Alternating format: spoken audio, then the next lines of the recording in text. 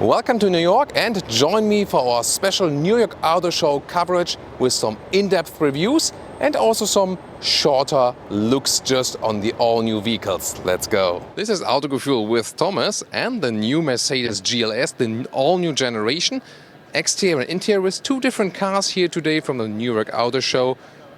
Different color and also different interior trims. Very exciting. What does this new GLS have to offer? What is it different to the GLE that was already existing? Both are, by the way, built in the US, and we'll dig deeper into the details right now. Let's go.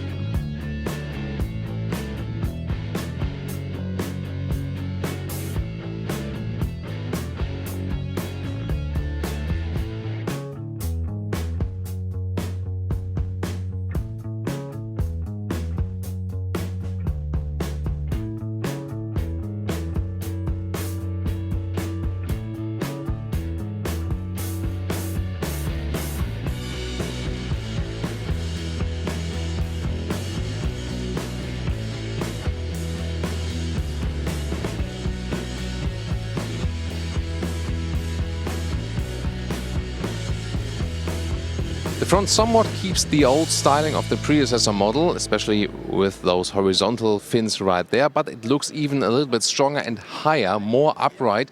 And it features now from standard the LED multi-beam, so the top headlamps they have at the moment also come indeed as standard, so there's nothing below it. But it's also one of the most expensive vehicles, so I think we can also expect some more extra features as well, that one.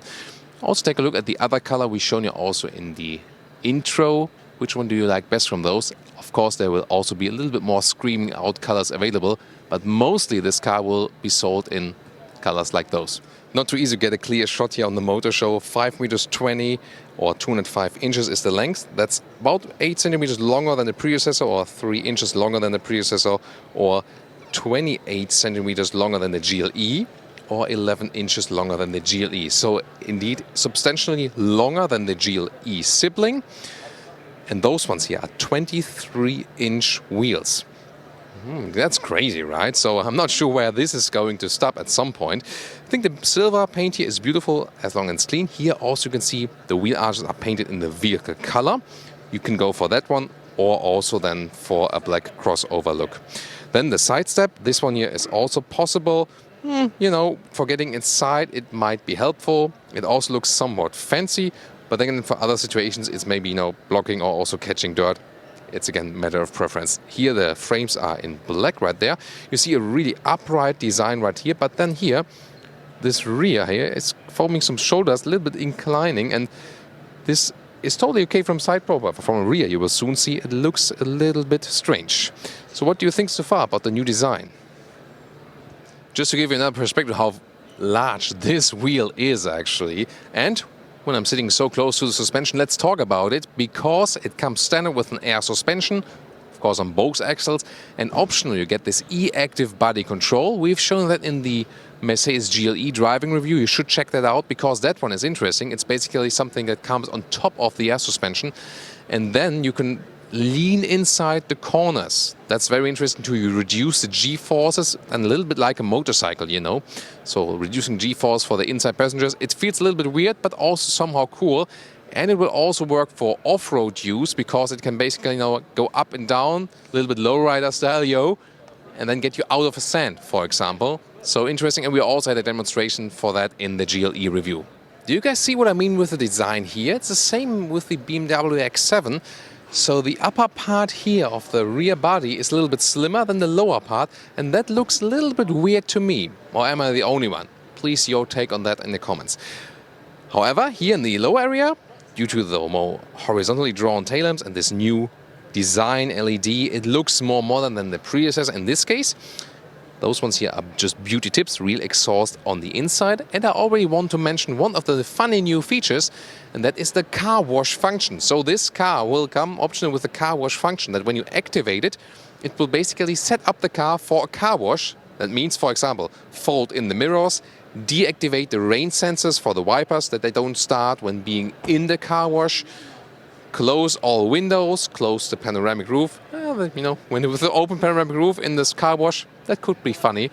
So it's a very interesting function, and then the car can be gone into the car wash, and when it actually goes out again, it resets everything and goes back to the normal position. So that's very interesting. So, you know, the mirrors fold out again. So interesting function that gives you some more luxury and of course some more safety also for keeping dry inside the car wash. Wow, that's a heavy hood. Good that we have strong hydraulic dampers to put it all up. And then there is even some carbon fiber right here to stiffen this whole area. So, and then you have different choices right here. So this is the GLS 580, 4-liter V8 with 488 horsepower. But you also get the GLS 450, 3-liter inline 6 with 367 horsepower. And all the petrol engines right here, they will be mild hybrid, so getting with 48-volt board net, of course, all for the electronic functions also, and then also this sailing function will be increased, that you can get some more fuel efficiency. Will this work? We will find out for you when we drive this car very soon. And if we think out of the American box here on the New York Auto Show, for Europe, especially also for Germany, there will still be the diesels, either the 350D, that will then 3-liter inline 6-cylinder with 286 horsepower, or a 400D, the same base engine, but just with a little bit more horsepower than 330 horsepower. Let's get inside. First of all, door closing sound. That's pretty solid, like that. Then article leatherette cover right here at the inside of the doors, also here.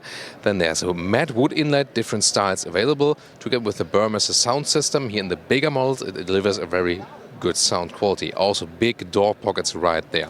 Then we see a styling that we have already seen with the new Mercedes GLE. The GLE and the GLS, same, well, you know, same base card, so to say. The GLS then with the longer version of the GLA, you can take it that way. Beautiful with the steering wheel, that also features a wood. We haven't seen for a long time now with the manufacturer. It's somehow classic, but somehow also classic in a way, you know, to be classic elegant. I really like that, and why not putting it? However, they do not find any future solutions for the seat surfaces here. Mercedes is usually leading among with Tesla to offer non-animal skin seat surfaces, but here they are all animal skin. I think it's a mix, like outside would be article leatherette, inside, but this one then is animal origin. Only available here for the GLS. There's no alternative. That's of course lacking of future-proof sustainability. Then at the steering wheel, we also set the Distronic cruise control on the left side and the volume on the right side. And you can see more of this wooden inlets right here. And they also have this matte finish. I really like it. You can hear that even. And now let's get inside, and I just have to praise again this wooden steering wheel. I know it's somehow old school, and you know, with some car features I'm a little bit old school too. With some I like, you know, modern stuff like the voice activation. That's pretty cool. Reminds me of a Jaguar XJ, who also had this wood in it, and here I think it's even more special because it also has a matte surface here and not this glossy wood surface, because when it's glossy it's no wood anyway, so it's not as matte as the inlets right there, but also not totally shiny, so pretty cool thing. Then the seating position, that is quite the same as in the GLE in the front, upright, command position. However, both GLE and GLS have a big cockpit right here, so you have this very high hood, so you cannot see that well to the front, at least when you have the seat in a lower position, and I usually have that because, you know, I still have some headroom left here with 1.86 m or 6'1". However, this still has the panoramic roof that always is costing you some of the headroom. But still, very comfortable seating position, good for a long-term drive. But recently now also the BMW group got some competition in the race with the X7, now also one of the main competitors from the GLS. So far the GLS was, quite lone in that field. The seat will control at the inside of the doors, therefore you have nothing right here. It's pretty handy when you're sitting inside and then you actually know what to do. And for example, I've already lengthened the lower seating surface here. So, a lot of money for this vehicle, but at least we have a lot of standard features. So this dual screen setup, 2x 12.3 inch, comes as standard equipment. Article leatherette cover here right there, also with soft touch. Then those vents are carried over from the GLE as well. And I love this matte wood styling right here. That's beautiful, and also doesn't leave any fingerprints, for example, another advantage. You have a clicking, a nice clicking sound here for the temperature, like this. And so you can also easily access it while driving. Left side instruments can be controlled with the left thumb, for example. Right side screen can be controlled with the right thumb if the car is properly ignited. You can also use this touchscreen like this, and it's really large and very well to see.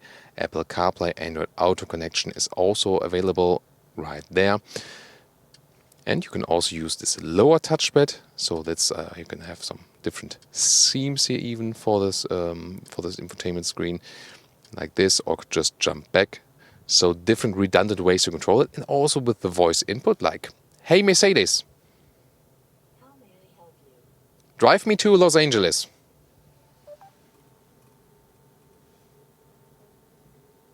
Please select an entry. So, oh, da. Los Angeles, California, of course. I mean, the car clearly doesn't see that I want to drive from New York to Los Angeles, so it's actually suggesting something else, Los Angeles. Then but I think that's really interesting.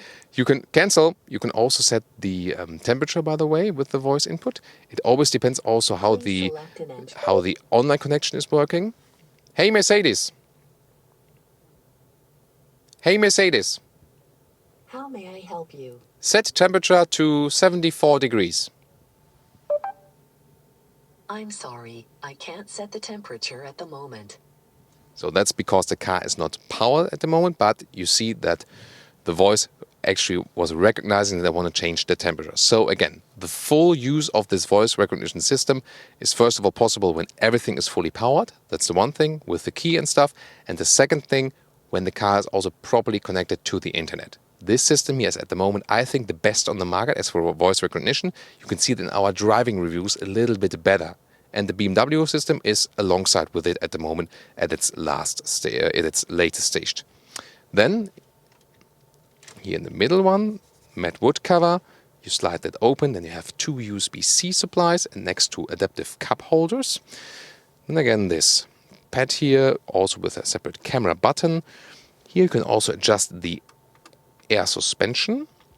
Comes standard with this vehicle. And the middle armrest right here, it flips open, and then you have another USB-C supply, some more room, and also adaptive cup holders here already for the second row. That will be very interesting when we explore that now. So Mercedes promises 8.7 centimeters more legroom, or 3.5 inch more legroom than in the predecessor GLS, and indeed there's a lot of legroom more. First of all, if you compare it to the GLE and also to the predecessor GLS, so that's pretty cool. Have the seats here in the most backward position. So, plenty of legroom, yes. Headroom, that comes a little bit closer, again, due to this panoramic roof. If you leave that one out, then you would have some more headroom. But of course, still, for tall adults, no problem. This is also the captain's seat setup, so I have some room in the middle part here, and it's actually quite cozy to sit here and have some more room. But now comes the catch of this vehicle. This one here, same one with the GLE. It had more legroom than, for example, the BMW X5. But you might see that on camera already here.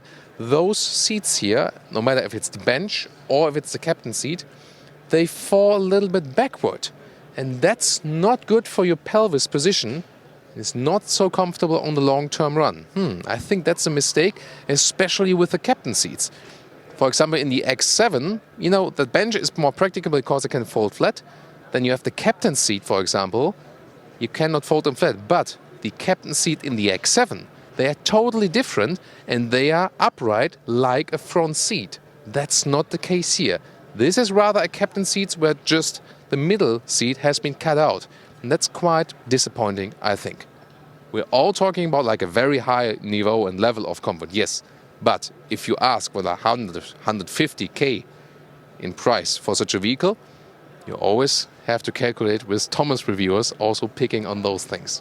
So the seat control here is also all electric for the rear seats, but this car is not properly powered anymore, so sometimes it's working, sometimes it's not. You get the middle console here, also with a separate climate control, for example.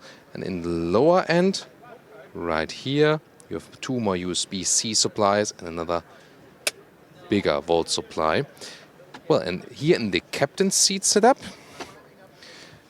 it's actually easier to get in the rear because you would not flip the seats. So you would just go, you know, get in here, you know, especially for children, and then you would just crouch through the middle part here.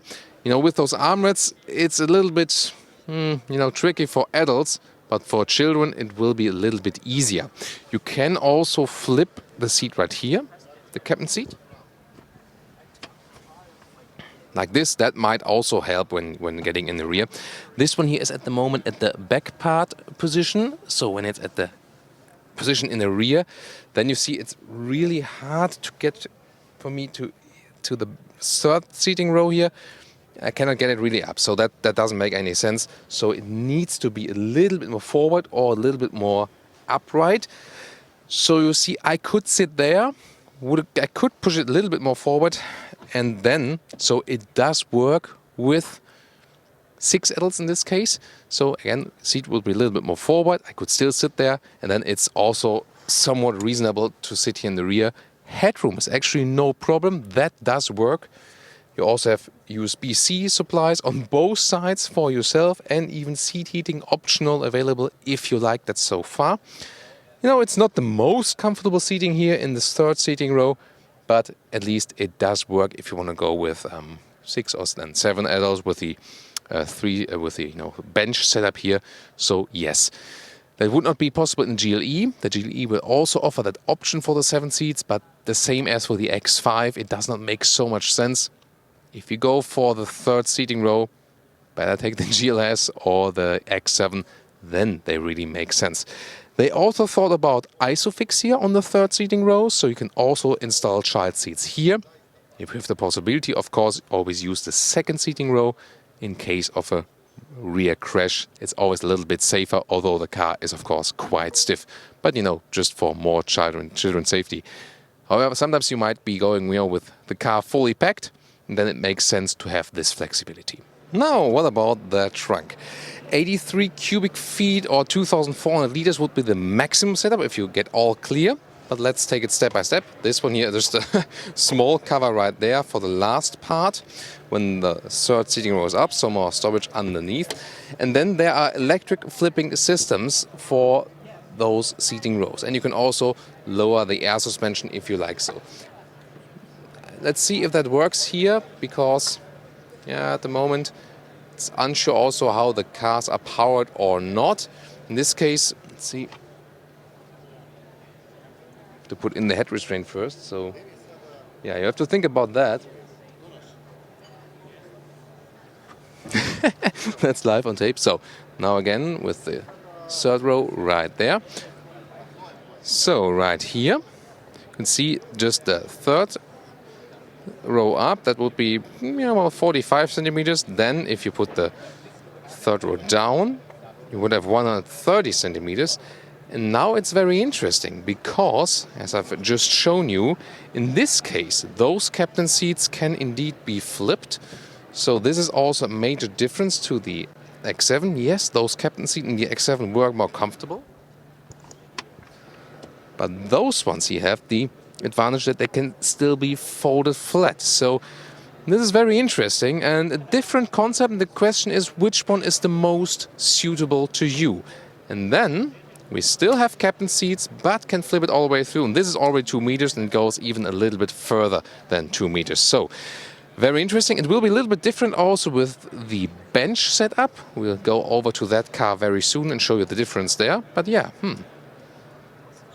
question is really, which is the best concept? I think, well, you know, for a rear seating concept, the captain's chair that are really different, like a normal co-driver seat, like in the X7, is better.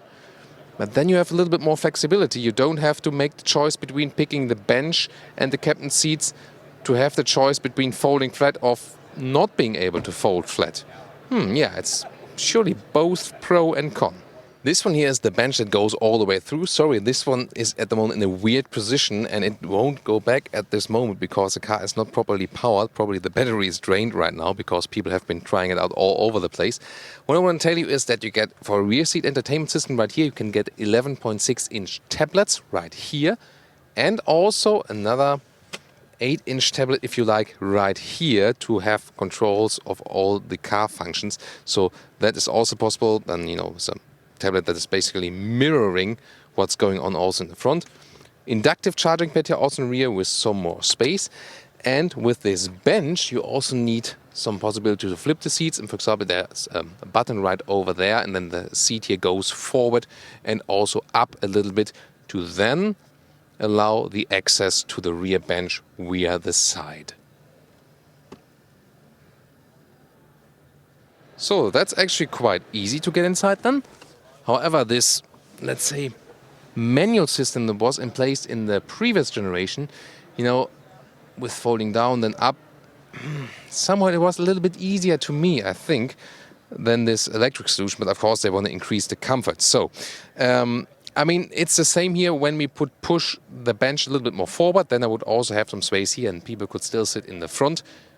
Just want to show the variation if you would go for the middle seat or, you know, or not. Here then again, it's an option that you have this this middle console right there. So, and in this car here, you can see when the interior is black, it's really hard to see anything. And now to our conclusion for today with the all-new Mercedes GLS. Well, it's a very interesting car. The front looks even stronger than before. You see, it's really higher. New LED lighting technology, that's from the exterior. Then the technology aspect as for the suspension, not only air suspension, but also this dynamic suspension that you can actually lean inside the corner. We already portrayed with the GLE. Very interesting and definitely the technology highlight. The interior, really updated as for the infotainment system, a good voice recognition, that's the main thing about it, and also cleaner as for the whole lineup, and a great build quality we see too. Sadly lacking any alternatives to animal skin, which is quite unusual for Mercedes. The rear, you have quite a lot of leg room. However, I don't like it that the seats fall a little bit backward. That's not offering the best comfort. The captain's seat do the very same, but then again, they can also be folded flat. That's again a pro. So, you know, depends on what you really like, what you really seek. You can all fold it flat and then you get a lot of cargo space. It will be important. And also you can drive it with 6 or 7 adults. Of course, the third seating will always be somewhat limited. I'm not quite okay with the rear styling. I think it's the same I said also with the X7, like with little, you know, inclining shape right there.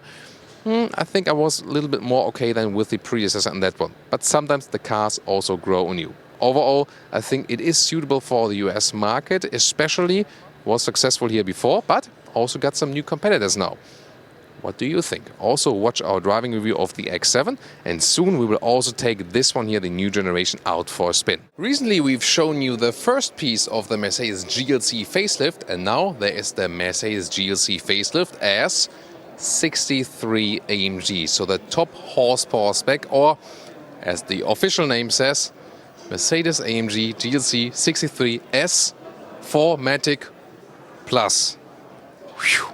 And we'll take a look at it on Autogefühl and also compare it to the GLC 63S as a coupe.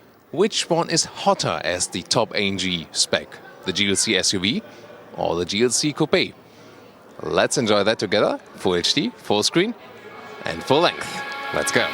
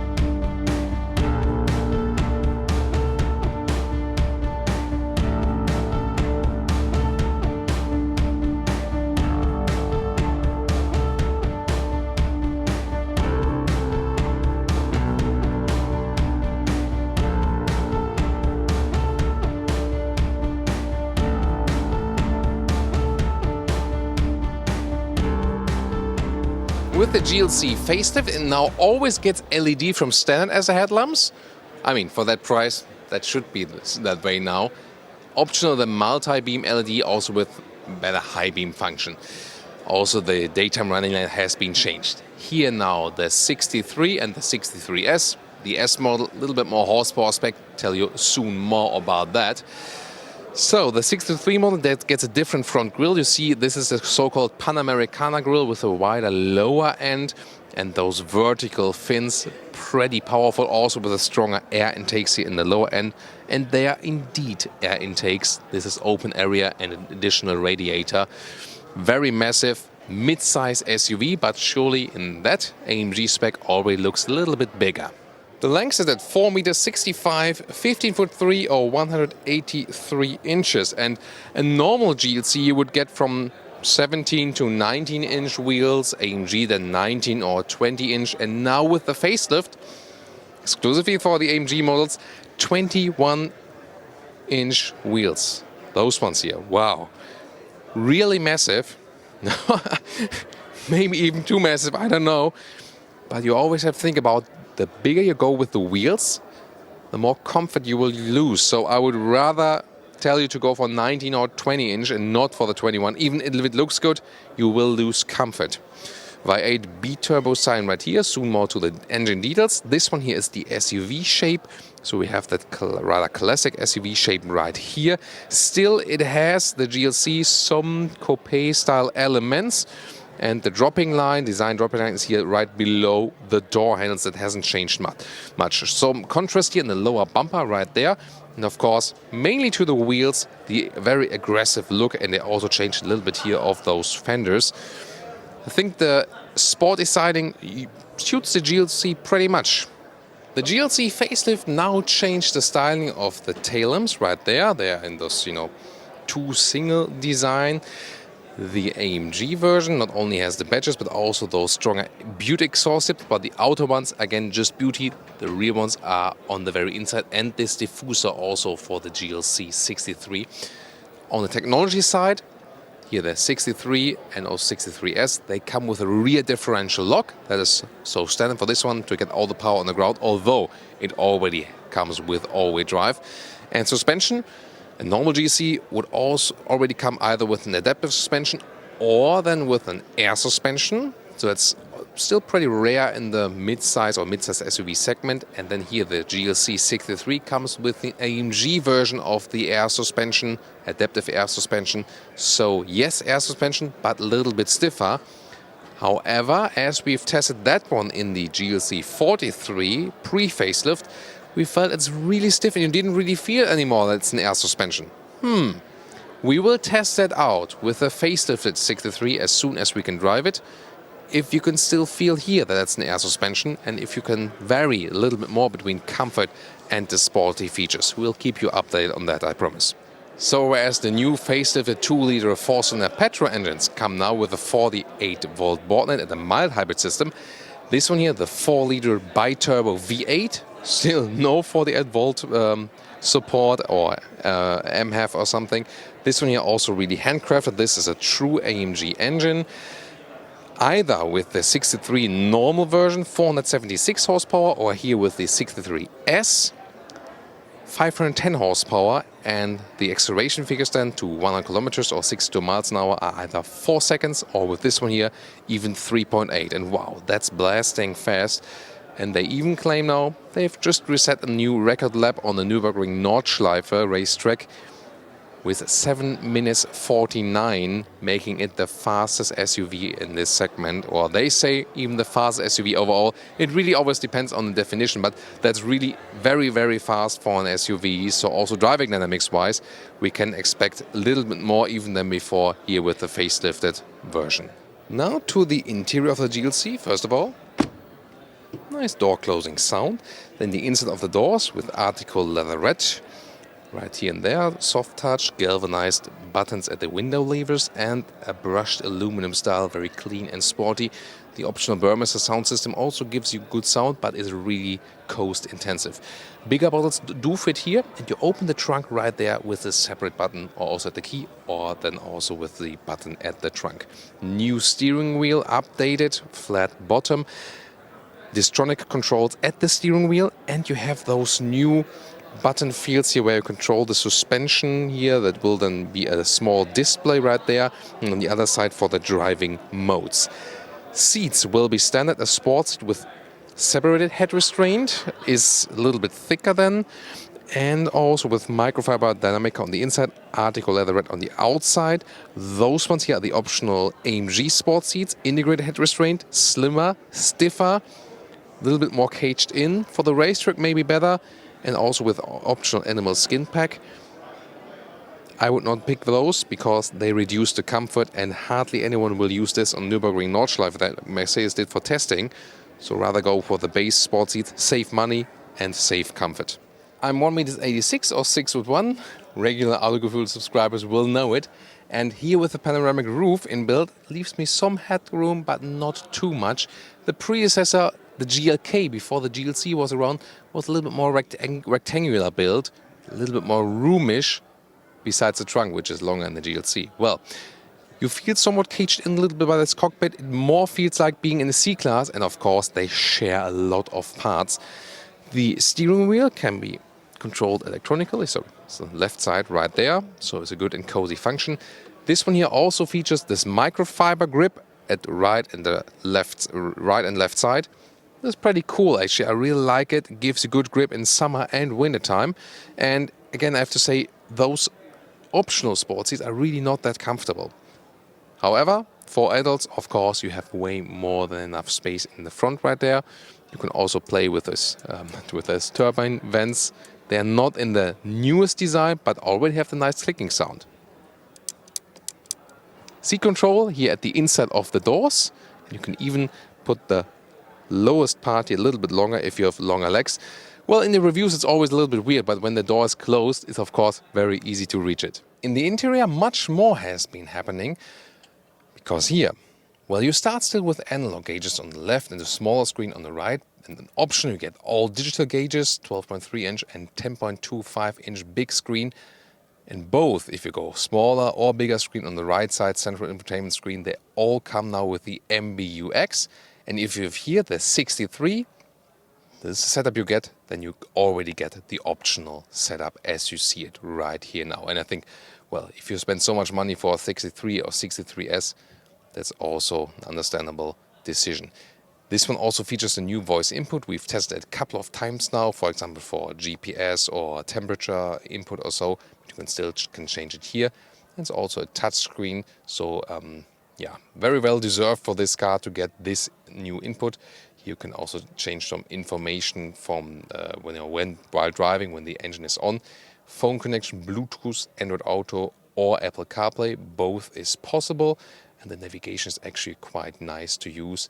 We're here in NYC. If you have a better web connection, then it works even a little bit faster. So this infotainment update is really, or was really necessary with the GLC, the one the customer actually profits most from. And also very nice that they have this middle console not only in the piano black lacquer, but also here in this carbon fiber style that makes it more premium. And one more close-up look on the digital instruments. You can also change the stuff then here when the car is fully powered with your left thumb, whereas the right area here for your right thumb then would be for the central infotainment screen.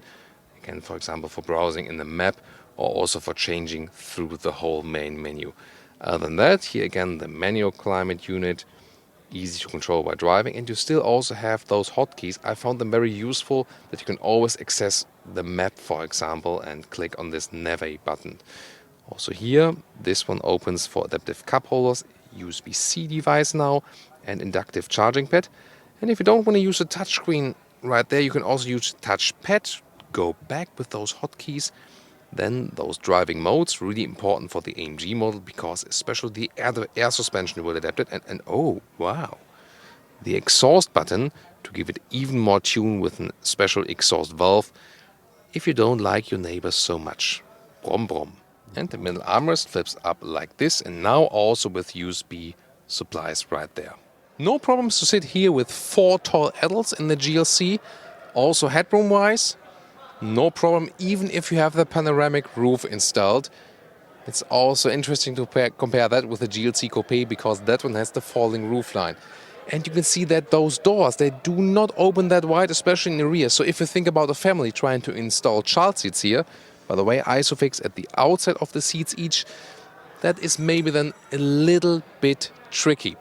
And also with the seat here, you have no control to adjust the angle or something, and you fall backwards a little bit. Maybe for a sleeping position, yeah, but then again, for a normal, comfortable drive in the rear. So I've had SUVs which were a little bit more comfortable or more adjustable in the rear here. Again, it's totally fine, but I've already seen better. The facelift did not change anything from that, by the way. But of course, with every presentation, we sum up the whole car again for you. If you ask yourself SUV or coupe for the GLC, well, this is the reason to go for the GLC SUV, because it has the higher trunk right there. Sliding rail here. This is also cool because then it doesn't wobble around. So that's actually a good solution. Then, since you have the air suspension, you can even lower the car a little bit. It's not powered here at the moment, but then you could lower the car here. You can also flip those seats, and they flip directly. That's well done. And you see you have very good dimensions here. Take some measurements. In length to the normal seat would be about 90 centimeters. So you can compare it with equal sedan or something like that. So, and then here in length to the driver's seat, as I would be driving, is 1 meters 80. And I would guess we also have about a meter in width, if not a little bit more. Yes, even a little bit more than a meter in width. So you can very well use it. And here the minimum height right there, about 45 centimeters. And the upper part here is 75 centimeters. So I really like how usable this car still is. I mean, it's not too big, so very well usable still also as for the exterior dimensions. Some more space below that, or you can also optionally fit a replacement tire right here. The only thing here, well, those buttons on the upper part, they look quite dated now because they still originate from, I think, like 20 years ago or so when they had those first electric hatches child safety test. Very well done. Mercedes really knows how to master that one. So they always close totally properly, but you can be sure that no child head can be squished in there. So that's very well done as for this aspect too.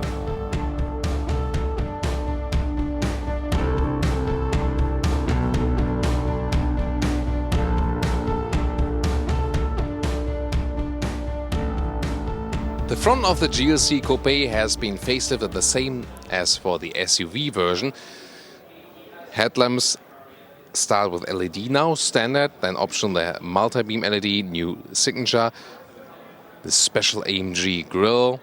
It looks really aggressive, and together with the bigger air intakes right there, also a contrasting lower bumper. And this grey Magno color is always nice to have this matte paint. You can hear how I feel it. Interesting that it's really keeping clean also. So when you go to the car wash with such a vehicle, it's possible with this paint, no problem. And then it really, just maybe a rain shower or something, it's really all clean all over the paint. And then you look at the wheels and say, oh, wait a minute, why are the wheels so dirty? So the wheels get dirty easier than the paint. It's the pure contrast when you have a white car, for example, then the paint gets dirty easy. So, yeah, I mean, we have to clean our cars regularly, but they still keep their beauty. With 4.72 m, 15'5" or 186 inches, the Coupé version of the GLC is indeed 3 inches longer than the SUV. Of course, the wheelbase is all the same. It's just the overhang that is a little bit different. And the AMG, the 63 model here, comes with some sporty accentuations. Here also with the package that you have the black frames around the windows, black mirror caps. You don't have to go for those wheels, but those ones are the optional, the new maximum 21 inch, so really massive. Also here on the Coupé, V8 bi-turbo, soon take a look under the hood. And then the special thing is, of course, that you have this falling roof line, this Coupé shape. Although I know that some people say there is no such thing other than a two-door Coupé. Well, when SUVs start to be Coupé, That's it. Here again with this very nice matte paint, which catches the light right there as soon as it faces upper part. And then new wheel arches right there with this additional small protector here, because the wheels are so large that the regulations wise they need to add an additional small part here. Interesting, isn't it? And then this huge wing there. I have some mixed feelings about that. You know, when you have a coupe shape, other than, you know, the Estate or an SUV or something, or a classic sedan, you have less downforce here with the coupe, and so you actually need a wing. Maybe an adaptive one, maybe a fixed one, maybe a small lip, but this one here, a little bit too much, isn't it? What's your take on that? For all facelifted GLC models, the tail lamp design has changed, and here with the coupe, it's also a little bit more horizontally drawn with this LED signature, and that I think is quite beautifully done here in the facelift. The 63 or in the 63S then features some sporty elements like this diffuser style and those AMG exhaust tips. The real exhaust is on the inside, and again you can see another perspective of this huge wing lip there. This rear perspective is so aggressive overall. It's really way more aggressive than the SUV shape, I think. Again, here the question again to you, is that too much, or would you think like, you know, that's somewhere I really want to go out with my friends tonight? It's always nice to look at the real AMG engine. 4-liter bi-turbo V8, 510, or, well, it depends on the market, sometimes 503 horsepower, depending on the spec for the S model, or then 476 horsepower for the non-S model, for the normal 63, and 4 or 3.8 seconds as an acceleration figure, 100 kilometers or 62 miles an hour. So that's the same SUV and coupe, get the very same engine. And, you know, the driving performance also does not differ. So that's why they also applied this rear wing lip, that it also has some drag on the rear axle to get all the performance to the ground. The all-wheel drive here comes as standard, and since the C-Class or also GLC is a rear wheel driven platform, this one is always then rear plus front, so to say, so you always still have a rear wheel bias, especially with the AMG models. 1m86 or 6'1" also in this vehicle here, and leaves some headroom still, so in the front is no problem with the coupe. It has just one roof here, one glass roof in the front with a shade you can close against hot sun and so on. Mercedes here has the most sensual design, also with those round vents and carbon fiber style here for the 63 model. Everything is wrapped tightly here also on the dashboard, soft touch here and also here. That's nicely done. The new BMW X3 does have some parts where the build quality is even better, because, you know, here at the dashboard, for example, this could be done a little bit better. But then again, as for those elements, and for example also the steering wheel, that is really excellent. 12 o'clock position here, the mark, I can see it right there. If it must be yellow stitches, well, you don't have to go for them. That's a matter of preference. But here the steering wheel all wrapped in microfiber. That's pretty cool. And the electric seat control here at the inside of the doors, also for the seat heating, that's easy to control.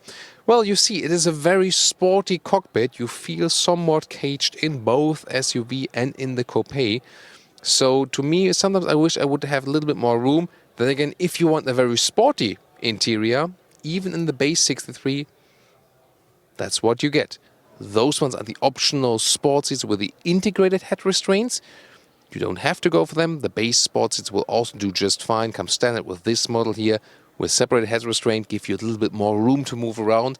Go for those if you drive this car every day. Microfiber on the inside, leatherette on the outside. That's a good choice, a standard choice. This is here the optional animal skin equipment, which costs extra money. Interior overview. Here you can adjust the steering wheel with the small column on the left side. Really nice, this visualization here in the digital instruments. When you go for the 63 version, you get this setup you see here from standard equipment. A base GLC would then start with smaller screens, but they always get the MBUX now. So you have the voice input, which works very well, and this touch screen, so it's a great infotainment update. You also have the possibility to change, some brightness of the ambient light, for example, when it would be dark. Home screen always right there. Apple CarPlay, Android Auto available. You see the screen is pretty responsive. We are in New York, right there on the island. So pinch and zoom works well, but you can also do that, for example, with this lower touchpad. That works too. You can always use the back button. Still a classic climate unit here. I can also control this screen with the right thumb when the car would be properly powered, and also change the volume right there, whereas the left thumb then would control the digital instruments. You see they disappear then when it saves power.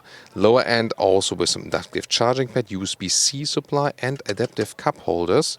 So it's somehow a mix between a classic and a modern infotainment unit. So some classic stuff here now with temperature vents, and lower end, which is, really rather a little bit old school for Mercedes design, features from the C-Class, and then this new MBUX facelift infotainment system. Now it's really great to have that one, especially when you just say, hey Mercedes, and then add some address to the GPS. That really makes your life easier than typing in everything individually. Well, then you can control also, for example, the damper rate in the lower end. That's also pretty important. You can also get some more of the exhaust, another volume jog here for the co-driver mainly. And then there's also the armrest where you have two more USB-C supplies. Mercedes is going all the way now with USB-C. The question with coupés here in the rear is always, does it fit with the headroom in the rear compartment? And here it does fit for 4 tall adults, no problem. The thing is that with SUV coupés, they don't have to put the roof so low, and so you can also get some decent headroom. So yeah, it's a little bit less than in the GLC SUV version, but you can surely still live with that. You now also feature 2 USB-C charging ports right there. You can get a separate climate unit also for the rear seats, ISOFIX. Well, you lean a little bit backward here, but still it's quite, quite decent in the comfort. You have an armrest right here with cup holders and also some more room right there. So yeah, it's still a vehicle you can have easily as a primary vehicle and have some decent comfort on all of the 4 seats. And well, you don't have the rear panoramic roof as you would have in the SUV version, but you can still, leak a little bit through the front one. Well, here with the Coupé, you flip the logo to open the trunk, and then you have a loading sill that is different to the SUV, where you have no loading sill, so much space below that. So that's a little bit less practical, and of course you're more limited in height right there. So if you measure that very rear part, that's here just about 30 centimeters. Only here, then we get to about 50 centimeters. Yeah, but then in length, talked about it earlier, the car is a little bit longer, has a little bit longer overhang. So it's about 1 meter in length. That's about, like this, longer than the SUV. So maybe that evens up the less practicability you have. But again, if you have higher things or maybe like a bicycle, this will hurt you then. But still, for such a sporty outlook, you still have an easy entry into the whole trunk area. And you can also easily flip the seats from here, right there, and then you're still quite flexible. As for the length overall, again, it's just the height limiting factor. That's about it. So, and this is almost 190 meters then to the co-driver seat. Since this one here also has the air suspension, you could also lower the trunk when the car is powered. Yeah, air suspension. This one here, it comes also standard for the GLC. If you pick that up, it's going lower now, so it has some power. Interesting. That's Autogefühl live on camera. So again, normal GLC comes with an adaptive suspension or optional air suspension. The 63 models always come with air suspension standard, but then with the AMG tune to it, that it's a little bit stiffer. Again, we'll check out the driving review how that one plays out, both with the SUV and the Coupé right here. And they always say that they set the Coupé to a little sportier notch. We'll see about that. And now to our conclusion for today with the new Mercedes GLC 63 AMG. And yes, I'm still using the old AMG on Mercedes naming platform. I just think it's a little bit more logical and people also understand it better which version is actually meant at the moment. Well, the GLC itself is really a good mid-size SUV. Now with the facelift update, it's really more about the infotainment system that you get a little bit more modern features right there. And I think that's also well done, that you can also use the latest infotainment there. Maybe not, in the very same way as the all-new models, but the closest they can get with facelifting a model. That's the main change. Yeah, and then, some cosmetics on the exterior. The GLC in the current generation surely remains one of the best mid-size SUVs out there. However, the competitors have really catched up. When you take a look, for example, at the all-new BMW X3, that is maybe even now better as for the interior quality. Just, to mention one thing about that. But here in the 63 spec, well, they claim they have the fastest SUV now, and well, you can also imagine that it was actually a good drive before. And we'll soon take a real test driving with this one here with the facelift Model 2. Interior also features some good materials if you like so they have plenty of choice there. That's where Mercedes is really strong at the moment. As for the animal and customer friendly materials, the space you have on the inside is actually also quite well done. So here with this car you can have a super powerful car, but still very versatile in everyday driving life, especially here as the SUV version. What do you think? And the conclusion, the GLC Coupé as a 63S. Well, especially as the AMG model, the GLC here looks even sportier. The general setup is already a little bit sportier than the SUV, of course visual-wise, and also a little bit as for the settings. But here when you look at it at the AMG version, somehow as a concept it now then makes more sense. You know what I mean? So as the sporty version, it really takes on that look of the coupe shape. However, the SUV will always be the more practical one. If you take a look at the trunk, this one here, yeah, I mean, you limit a little bit in the height right there. This is the base thing you have there. It still opens quite good as the wide hatch. You can load in things in and out quite easily. So there are not too many differences between the SUV and the coupe. It's really more about what is your taste, what you like better just from the shape from the exterior, and you needed extra space. I would always go for the SUV because I would actually take, a little bit more of height on the rear that I could maybe fit a bicycle in there or so. But if you really like a coupe, but then think, oh, wait a minute, I like coupes, but they're not that comfortable, I rather want an SUV, then this one here would be the mix or your choice you're seeking. So please tell me in the comments what you think here about the coupe. Or if you take my side and join me with the SUV. Thank you so much for tuning in to Autogefühl, and please also join us for more cars. People have asked me, so what is the difference between the Mercedes A-Class sedan and the Mercedes CLA? We'll take a look at it as AMG 35, here with the A-Class sedan, and the Mercedes AMG CLA 35. So, which one is the best, or maybe the more suitable for you? What are the differences? We'll explain you all about it here on Autogefühl with Thomas. Let's go!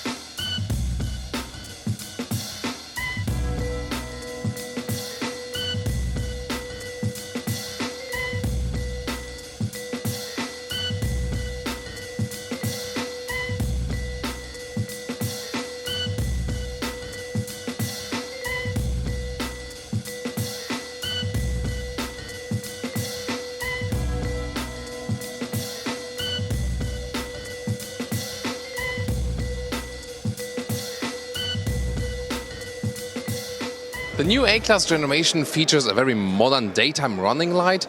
Headlamps start with halogen, then LED, and optional, those ones here, the multi-beam LED, also with a special high beam function. So the AMG line, just a visual package, features a diamond pin grille. Here the true first and the cheapest AMG version for the A-Class, hatch, sedan, and also for the CLA. This one here comes also with some kind of dot structured grille, but then you have those two horizontal fins like we used to see in 63 models, for example, in other cars. And of course, a little stronger bumper in the lower part. And this one here, the mountain gray Magno color, is also one of my favorite ones from Mercedes, has this matte paint finish. The length is at 4 meters 54, 14 foot 9 or 179 inches. And it's really interesting because that means that this one here, the A-Class sedan, is about 13 centimeters longer than the A-Class hatch, but 15 centimeters shorter than the CLA. So here the A-Class sedan sits in between lengthwise. So we'll also see later on how that one plays out on the interior. But yeah, I can tell you so far, this one here has this classic sedan shape and also works very well in this gray Magno color. I see here how they play with light and shadow is really working very well here. 19-inch rims, those ones are the top that are available. AMG special rims, also with Brigger brakes then, and also features a contrasting black lower lip. The frames are also hold right and black together with the black covers for the side mirrors. I think the A-Class sedan is actually quite beautiful, and indeed there were some questions, okay, why do they still make a CLA then? Yeah, I mean, I think you can indeed raise the question, because this one already looked like a little bit like a previous generation CLA, and also lengthwise too. What do you actually prefer, a hatch or sedan or the CLA with those A-Class? All on the same wheelbase, by the way. So whereas front and side profile is rather subtle in the design with the A35, the rear really screams out and tells you, I'm really the sporty one. So with this huge diffuser in the lower end, I mean, you can even put stuff on there to carry around, almost looks like that. By the way, those exhaust tips here, those are not the real exhaust ones. Yes, the exhaust air comes actually right there. It goes through, but the outer one is just cosmetics. And then we have this lip right there, so it's not really integrated in car color. Also is a contrast, so indeed pretty strong. And if you take a look at the A35 as hatch, I think the sedan in the rear even screams out a little bit more, unless you go with the hatch and the special aerodynamic pack where you have an even bigger wing, but that one is an option. So what do you think so far? And technology and suspension information. First of all, the 35 models, they feature another metal plate under the engine to increase the stiffness of the vehicle. And technology-wise on the suspension, normal. Yeah, A-Class comes with a standard suspension, then there's a sport suspension, minus 50 millimeters. That's also the standard suspension for the AMG models with a little AMG notch on that. And also there's an adaptive suspension in general. And if you pick that one for the 35 models, it will still also have a little stiffer AMG setup. I would also advise you to go for the adaptive suspension because especially here with the Mercedes models, it makes a lot of difference. And the adaptive suspension, we've tested that on the 35 hatch and also with the CLA recently, even the 250, is really great suspension because it really can combine sportiness and comfort. Oh, by the way, that's the real name, Mercedes AMG A35 4MATIC. Well, and I used to just, I like to use the old naming where they just said Mercedes A-Class 35 AMG. I found that a little bit easier, so I'll keep it that way, even if I don't like it. Well, in 4MATIC, because this one here has all-wheel drive, but it's a front-wheel driven platform. This one here, this AMG engine. In those cars here, it's not hand-built, but from works. But still, it delivers a great performance. 2-liter, 4-cylinder turbo with about 300 horsepower and 4.8 seconds is the acceleration figure to 100 kilometers or 62 miles an hour. So pretty powerful. And the A45 would just be slightly faster, so you also be very quick already with that one. The all-wheel drive then is, front first. And then also torque to the rear on demand up to a 50-50 percentage. It also features a launch control that you can get maximum traction, and in a launch control you'll get a lot of torque on the rear, probably close to 50%, because then you have a lot of traction from the get-go. And I tried it here in the hatch version. It was really amazingly fast. You should check out the full driving review. We went on Majorca to drive that one. It was really a blast. And I think even this, the gray, when the hood is open, really looks cool. Also see how they use some weight savings and don't put the whole plate right there. Very interesting, and good that we have hydraulic dampers. But I think when you pay about like 60k or something for a car, you can also expect hydraulic dampers. We'll take a look on the inside now, and I'm always amazed by this Magno grey color. I just love it. And by the way, for all A-Class platform cars, A-Class, B-Class, CLA, when you just slam the doors slightly, you see they don't close properly, and the reason for that is they are so well dampened on the inside here, everywhere, all around, for the noise insulation and also for against wind noise, that you really have to slam them that they close properly. Very interesting, right? So, and then inside of the doors there's some article leatherette cover, beautifully done. You don't feel a difference that it would not be animal origin. Also at the inside right there, then aluminum brush here, for example. You get different inlets if you like, also carbon fiber style could also get. And the AMG here features an illuminated AMG entry badge. Then important, you get sport seats, but not those ones. The base sport seat would be ones with separated head restraint, and they would be a little bit thicker and more comfortable. And they come with microfiber on the inside and article leatherette on the outside. The same would also go with this seat, with same also microfiber Dynamica on the inside and leatherette article on the outside.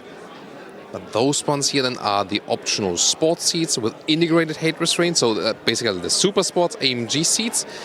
They look fancier, they have more support here, but on the long-term run, the base sport seats will be more comfortable. You have to think about that if you go on the racetrack or not.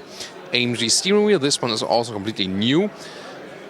The ACC is controlled right here then, the Distronic, and those fields here will be used to control, for example, the damper setting, and the right black one there that's turning up, this will be used for the driving mode selecting, and the same we have also seen already in bigger cars. Let's now get inside, and when people ask me, would you go for a C-Class or for an A-Class? I always say, as a tall person, you have more comfort still, a segment higher. And when you're a little bit small, it doesn't make so much of a difference.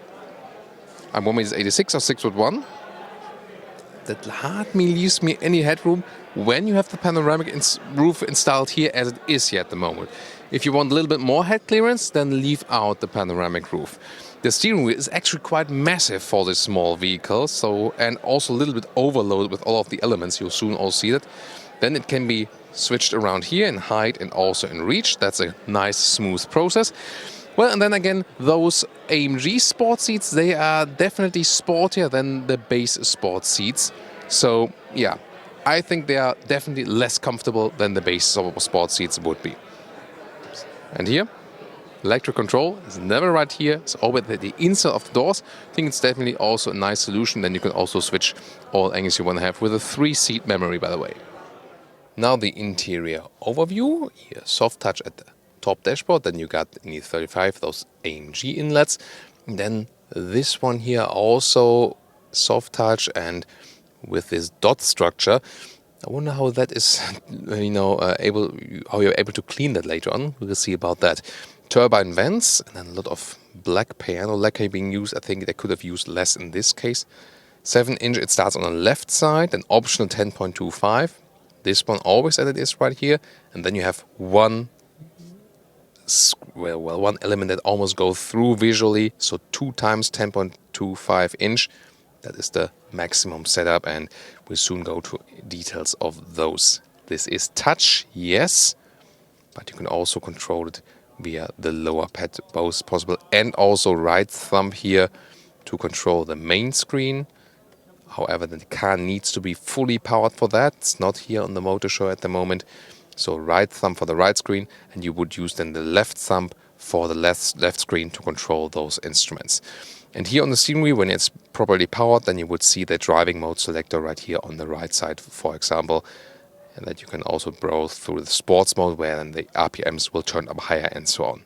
Now the infotainment screen, the map, right there. You see here, right in New York City for you. And it's actually a very nice visualization. And the overall system has become way easier now than past Mercedes systems. The AMG also have some performance gauges, especially, for example, you can check some, engine functions like, kilowatt and so on when the ignition is turned on. Well, and then there's also the smartphone connection, either classic via Bluetooth, that would be possible, or also Apple CarPlay and Android Auto. So, colleague Shmi was obviously connected earlier to this vehicle here. And you can also use the voice input activated at the steering wheel, or say, "Hey Mercedes." The instrument display also looks quite equal. You can also check it out in our head review. This one here, not with the fully ignited version at the moment with display, would need the car key for that.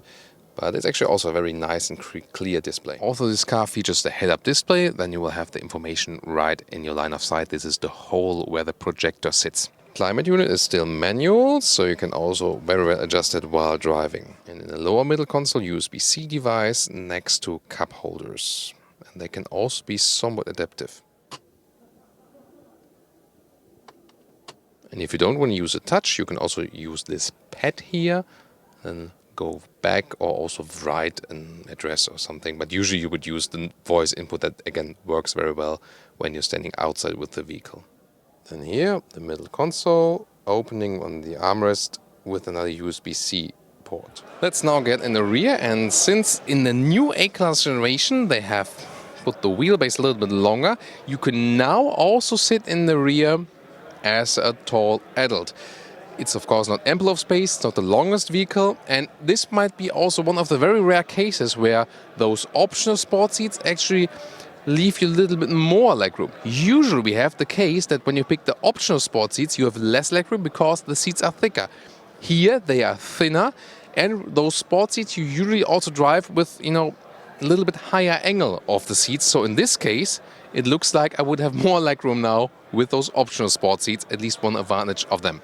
Headroom is also totally okay, although it's a sedan with a falling roof. But, it's actually then quite cozy here on the rear. Isofix at the outside of the seats, and you actually have to unlock the seats from the trunk, and then you can flip them around right here. Taking a look at the trunk, 370 liters for the hatch of the A-Class, 420 liters for the sedan, 460 would be for the CLA. So this one here also, trunk capacity-wise, right in the middle. The height here is just about 50 centimeters. That's quite decent, so you can load in things quite easily. If you compare it to a predecessor, you can see here, well, there's no predecessor of a sedan here, but look at that one here. It's a wide opening. The A-Class before that was pretty narrow. And here also in width, that's about a meter in width. And in length, right there, it's a little bit less than a meter. And if you flip the seats, which is possible just from the rear compartment, you have to unlock the seats right here. Then you can load through things to the front seats. Like this is about, a little bit more than 160 in meters. So considering it's a compact sedan segment, I think it's quite well usable here in the trunk, isn't it?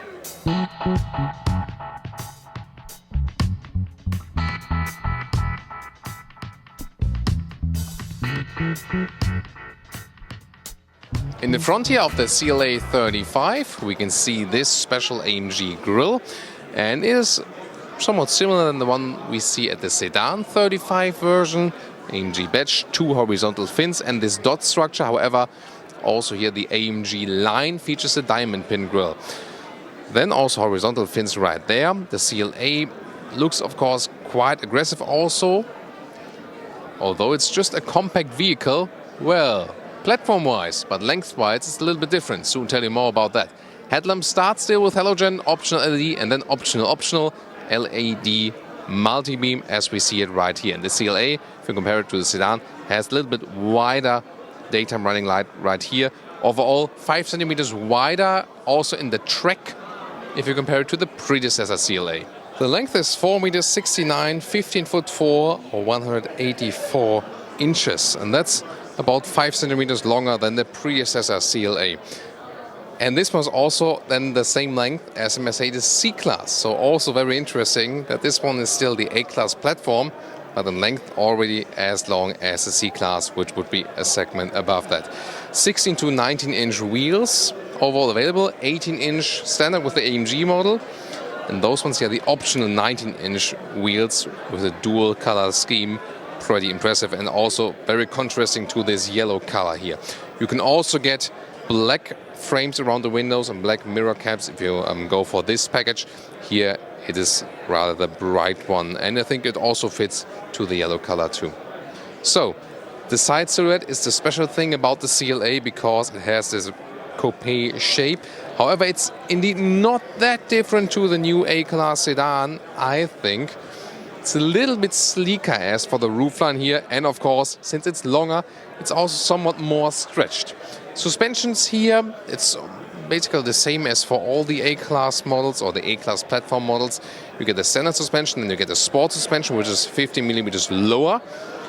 That one would also be standard for the AMG with a special AMG setup. And then there's optional adaptive suspension. And if you go for that one, then with the AMG, it has an adaptive AMG tuning, so it's a little bit stiffer.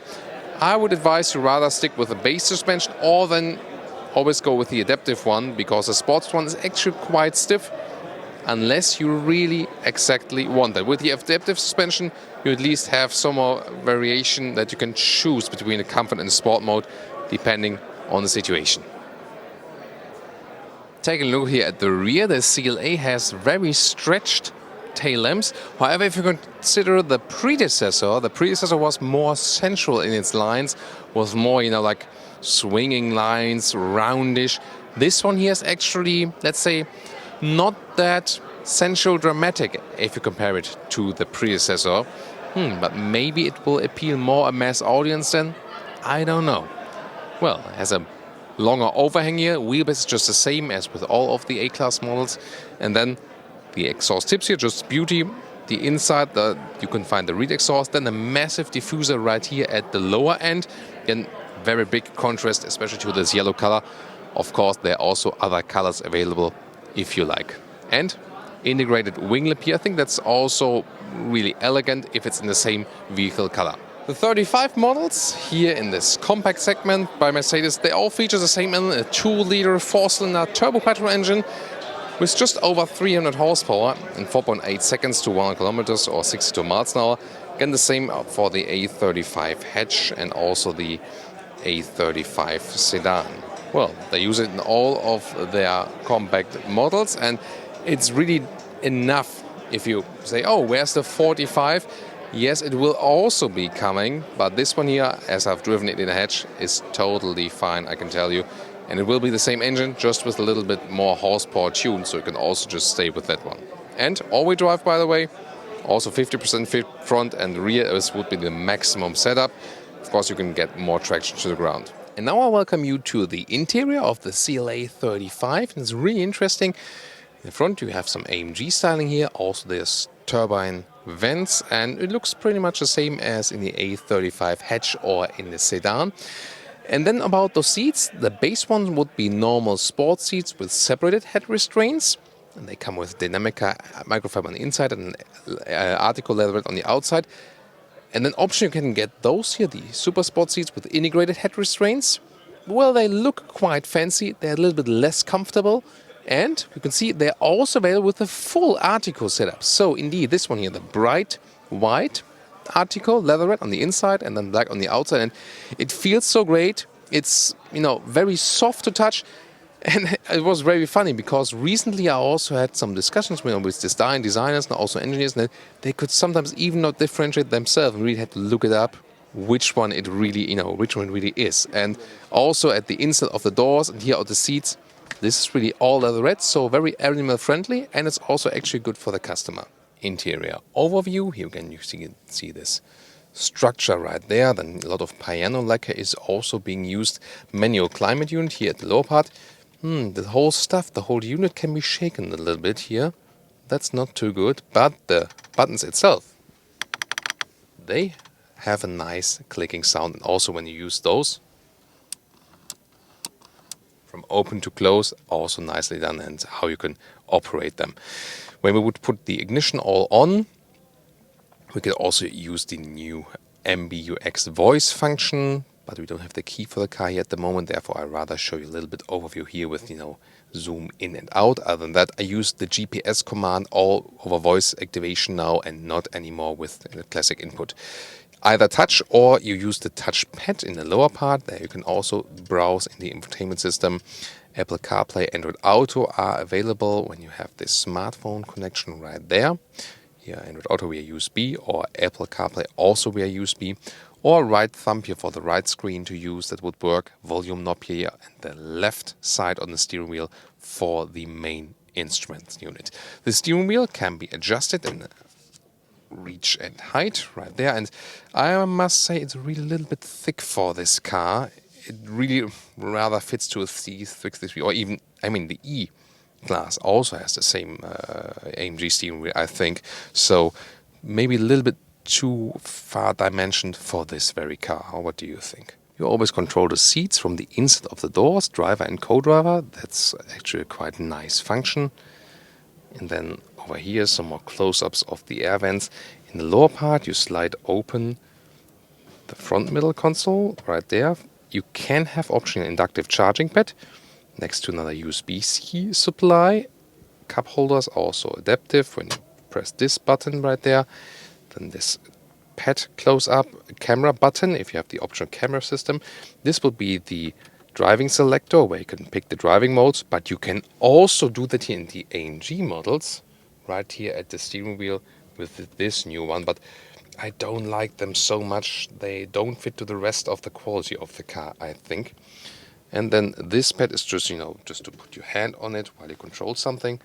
And then you can also slide open this armrest here with another 2 USB-C supplies and some more storage room. The rear compartment here of the new CLA generation, the big change is when you compare it to the previous CLA, you can now properly sit here in the rear. That means, well, headroom-wise, it's still somewhat close, but it's definitely way better than in the predecessor. But the whole car is also a little bit longer, so that's no wonder. And if you compare that one to the A-Class sedan, for example, you have a little bit more head clearance in the A-Class sedan because this one here has a sleeker roofline, so you also lose some headroom. But you can still sit here somewhat properly as an adult, as long as you're not too tall. I'm 1.86 m or 6'1", just that you remember. And well, when I put myself all upright with the spine, then I do hit the ceiling with my head. That's the catch of the CLA. Other than that, also the nice Artico seats here on the rear, forming somewhat 2 single seats. We have somewhat USB-C supplies here and the 230 volt supply even in the rear part with another AC vent, for example, and also more cup holders right there with an armrest. And to flip the seats again, go to the trunk, release them, and then you can fold them here flat, also with the integrated design right here. So better than in the predecessor, but you lose some room if you compare it to the A-Class sedan. This one here, the CLA, is rather about more length in the trunk.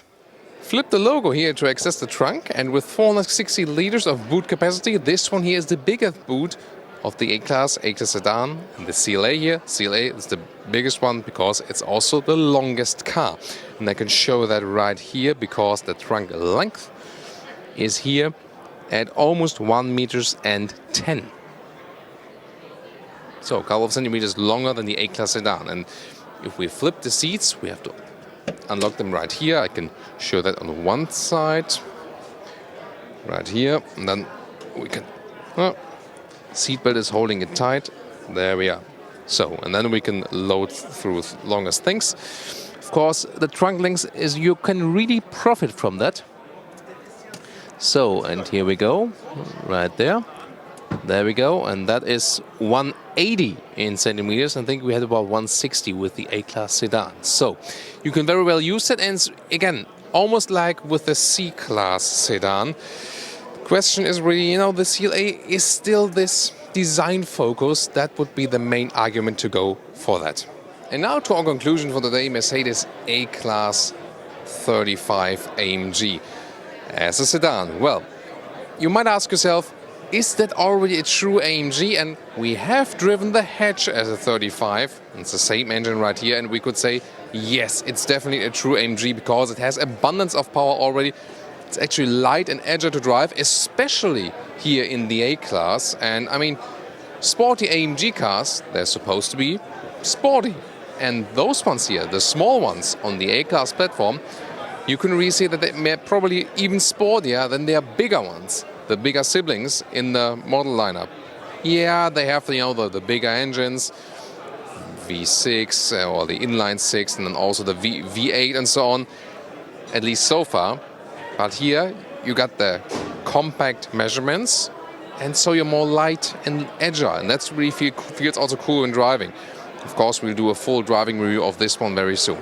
Exterior-wise, pretty crisp and sharp. And I think the A-Class works very well as a sedan too.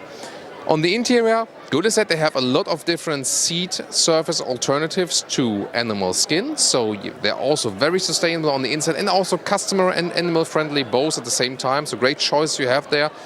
And you have an interior that already reminds you again of bigger, maybe past even E or S-Class or something. So it will still be pretty expensive as it is here right now.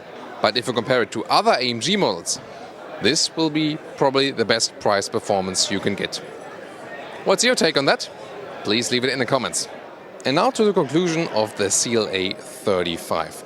Well, it has a very attractive exterior. That's still the case for the CLA, very central, but not as central as before. I think it became now a little bit more mainstream. As a 35, of course, a lot of power.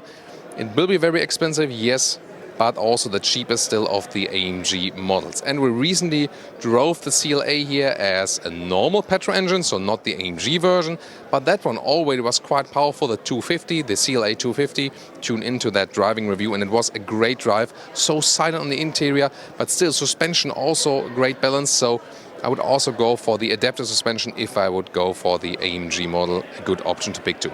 Nice Art Deco, animal-friendly and user-friendly leatherette on the inside here, for example, but also microfiber is available, so great seating choices. Well, in the rear, it's better now in the new generation than the predecessor. However, you do have a problem with the headroom still in the CLA if you compare to the A-Class hatch or the A-Class sedan. And then, what's the difference to the A-Class sedan in general? Here you have a longer trunk, longer car overall, that you have already dimensions of a C-Class. Well, you get more trunk length and more capacity also in the boot if you actually need that. But indeed, A-Class sedan and CLA both come actually very close. What would be your favorite? Hey guys, you also asked me to check out the CT5 here on the New York Auto Show. So let's dig deeper into the Cadillac CT5. So we have two colors here for you today. The first one here on the stage with the changing platform as well, but that comes quite handy because that we can have different perspectives. Indeed, this front grille, by the way, it's not an LED light in the middle part, but just the light is reflecting as it would be another LED strip here in the lower end of the front grille. Very interesting and beautiful. Typical vertical LED daytime running light design by Cadillac. So a very strong front as we know it, not too different from the other models, but it definitely fits then with this into their whole model lineup. Right now they're at the side profile. This is the new CT5. It replaces the CTS and is, of course, as the number says, also situated below the CT6, then also lengthwise.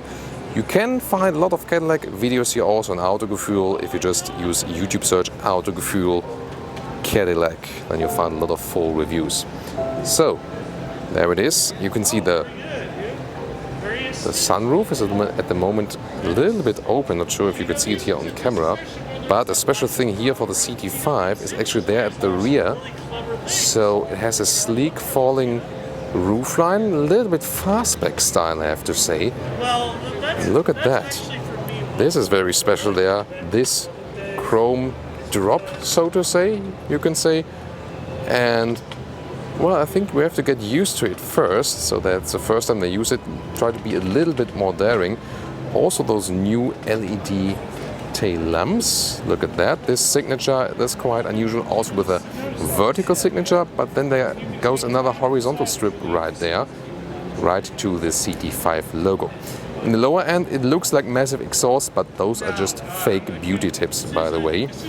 And you can see that this chrome stripe in the rear, it actually is on the same level as the tail lamps. This one here, the 550T, refers to the bigger engine that they offer here for this very vehicle. So what do you think here from the first design overview of the first ever CT5? Oh, yeah, this perspective is coming here, 3/4 from the rear, right? We have those shoulder view. There's always a beautiful view from the cars. This one right there now, 3/4 from the rear. And should you wonder, those ones here are the 19-inch wheels. So they will offer a luxury trim. So remember how that one looks here. With a lot of chrome, for example. And then they also have a sportier trim, like this one. And okay, I filmed it from a little bit below now, so it looks more sporty, but the sporty elements, for example, are here. The front grille, which is all black and has this mesh style. Looks really cool. 19-inch rims here, and also in this more sporty style. And here we also have then black frames around those mirrors, whereas the other ones were all in chrome. And this special design element towards the rear window here, this one here, is then also trimmed in black. And the side profile look from right here. Beautiful, sleek design. What do you think? So here again, that you can take the difference. There, the elegant line with a lot of chrome use and those, let's say, more symmetrical wheels, and then the sportier trim with those black frames around the windows and, let's say, more open wheel choices. Also with a lower contrast right there. You know, usually I prefer more elegant trims, but in this case, I think the sportier one does suit the car a little bit better. So the hood opening is dead. We cannot open the hood here right on the motor show, but here, 550T, I want to show you this rear badge because it means something, because that refers to the Newton meters of torque. And finally, you have to know what it is, but it means something. It's not a totally random model description, because this one here features a 3-liter twin-turbo V6, 335 horsepower, and then the called figure of Newton meters of torque. And then there will also be a smaller 2-liter turbo with 237 horsepower. Both rear-wheel drive or optional also all-wheel drive, and always connected to a 10-speed automatic gearbox. So now the interior with interesting material use. This one here has this carbon fiber, and that's actually pretty cool, and soft touch leatherette at the inside of the doors, and classic thick Cadillac steering wheel. So they kept a lot of things from the model before, from the styling somewhat, but indeed also a lot has changed. For example, with the infotainment. So actually they do offer a full leatherette seat as well in the lower trim. The only problem it might be that you cannot combine it with every single option they offer. So in the high trim it will always be animal skin. At least they also offer leatherette in the base variant. So this is the new interior overview. You see they got rid of this typical symmetry shape where they have in the middle part the design line and then split the interior in two. Well, it looks a little bit cleaner than before, than in the predecessor, and this is the new 10-inch touchscreen, sadly not powered at the moment, but it will standardly fit also Apple CarPlay and Android Auto. Here again, the steering wheel will also have some controls. There is also an assistance systems upgrade, for example. As for the cruise control, the features will be a little bit better as for that. The instruments are rather classic. Right and left side and the middle part will be a small screen. And back to the main unit right there, you still have a volume knob and a lot of buttons in the lower end, for example, for seat heating and seat cooling. And also the ACC can be controlled with the manual buttons. Then this shifting lever for the 10-speed automatic gearbox. Next to the button right there, where you can also control the infotainment screen, for example, while driving, and still have some hotkeys. Sitting in the front with 1.86 m or 6'1", still leaves some decent headroom, and it's actually a quite comfortable, cozy experience. Indeed, you feel like being, in a sedan which is not too big but also not too small. So here, the CT5 will be quite a good compromise if you don't want to be, too big and you still need like a parking spot or something, but already want to enjoy a little bit more luxury than in more compact vehicles.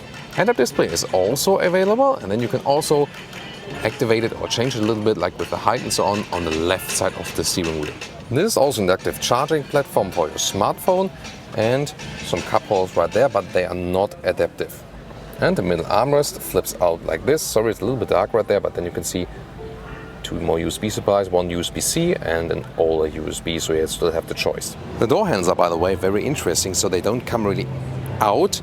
They're illuminated, and there's just, a small button behind it, and then they go out like this, so you can touch actually the back part of it. You can see here in the front, they do not lift up. Very interesting. Then you can see here, this is the rear compartment. I have the seat as I would be sitting in that vehicle, and that sure leaves me enough legroom. I can soon also test it right here. It's like a single seat step up here also for the rear. Isofix right there. Well, headroom-wise, it does exactly fit with my 1.86 or 6'1". My hairs are already touching the ceiling. But as for my knees, I can put a fist in front of my knees. That's always a good measurement, so really ample of legroom. But you sit actually quite high here for a rear compartment of a car. One more USB-C supply and another 12-volt power supply in the rear. Here, by the way, the 350T, then again also referring to the Newton meters of torque. Yeah, why not? So, then also to the trunk. This is pretty similar as we know from the predecessor. It's not too big actually, so you have to live with that. And if you release those seats here, you have to do it from the rear compartment, then you can also load things through. But here, I have put the 2/3, 1/3 bit, but look at that. This stays right there, so very limited loading through. So how do you like the all-new Cadillac CT5? I think the exterior is pretty pleasing, also a little bit more modern than the outgoing CTS. This one here, especially in the sporty trim, even sportier than before. And still keeping the classic Cadillac shape. Oh, look at this power dome here, good shape coming out right here. The interior, well, I think they kept the same build quality level right there, so I would like to see a little bit more improvements there. But the infotainment system will be majorly upgraded. That's the biggest change right there. And also they upgraded all the assistance systems, for example, also the semi-autonomous drive and also, blind spot mode and everything. So this is also one of the major upgrades. Looking forward to soon drive one of those, also with this new engine and automatic gearbox lineup. Please give me your comments here on the all-new CT5. It's time for us here at Autogefühl to take a look at the all-new generation of the Ford Escape, that's how you call it in the US, or Ford Kuga, as you call it in Europe. Basically the same vehicles, with some regulations change here and there, but interesting for all worldwide customers of this very vehicle. An exterior and interior. Let's go!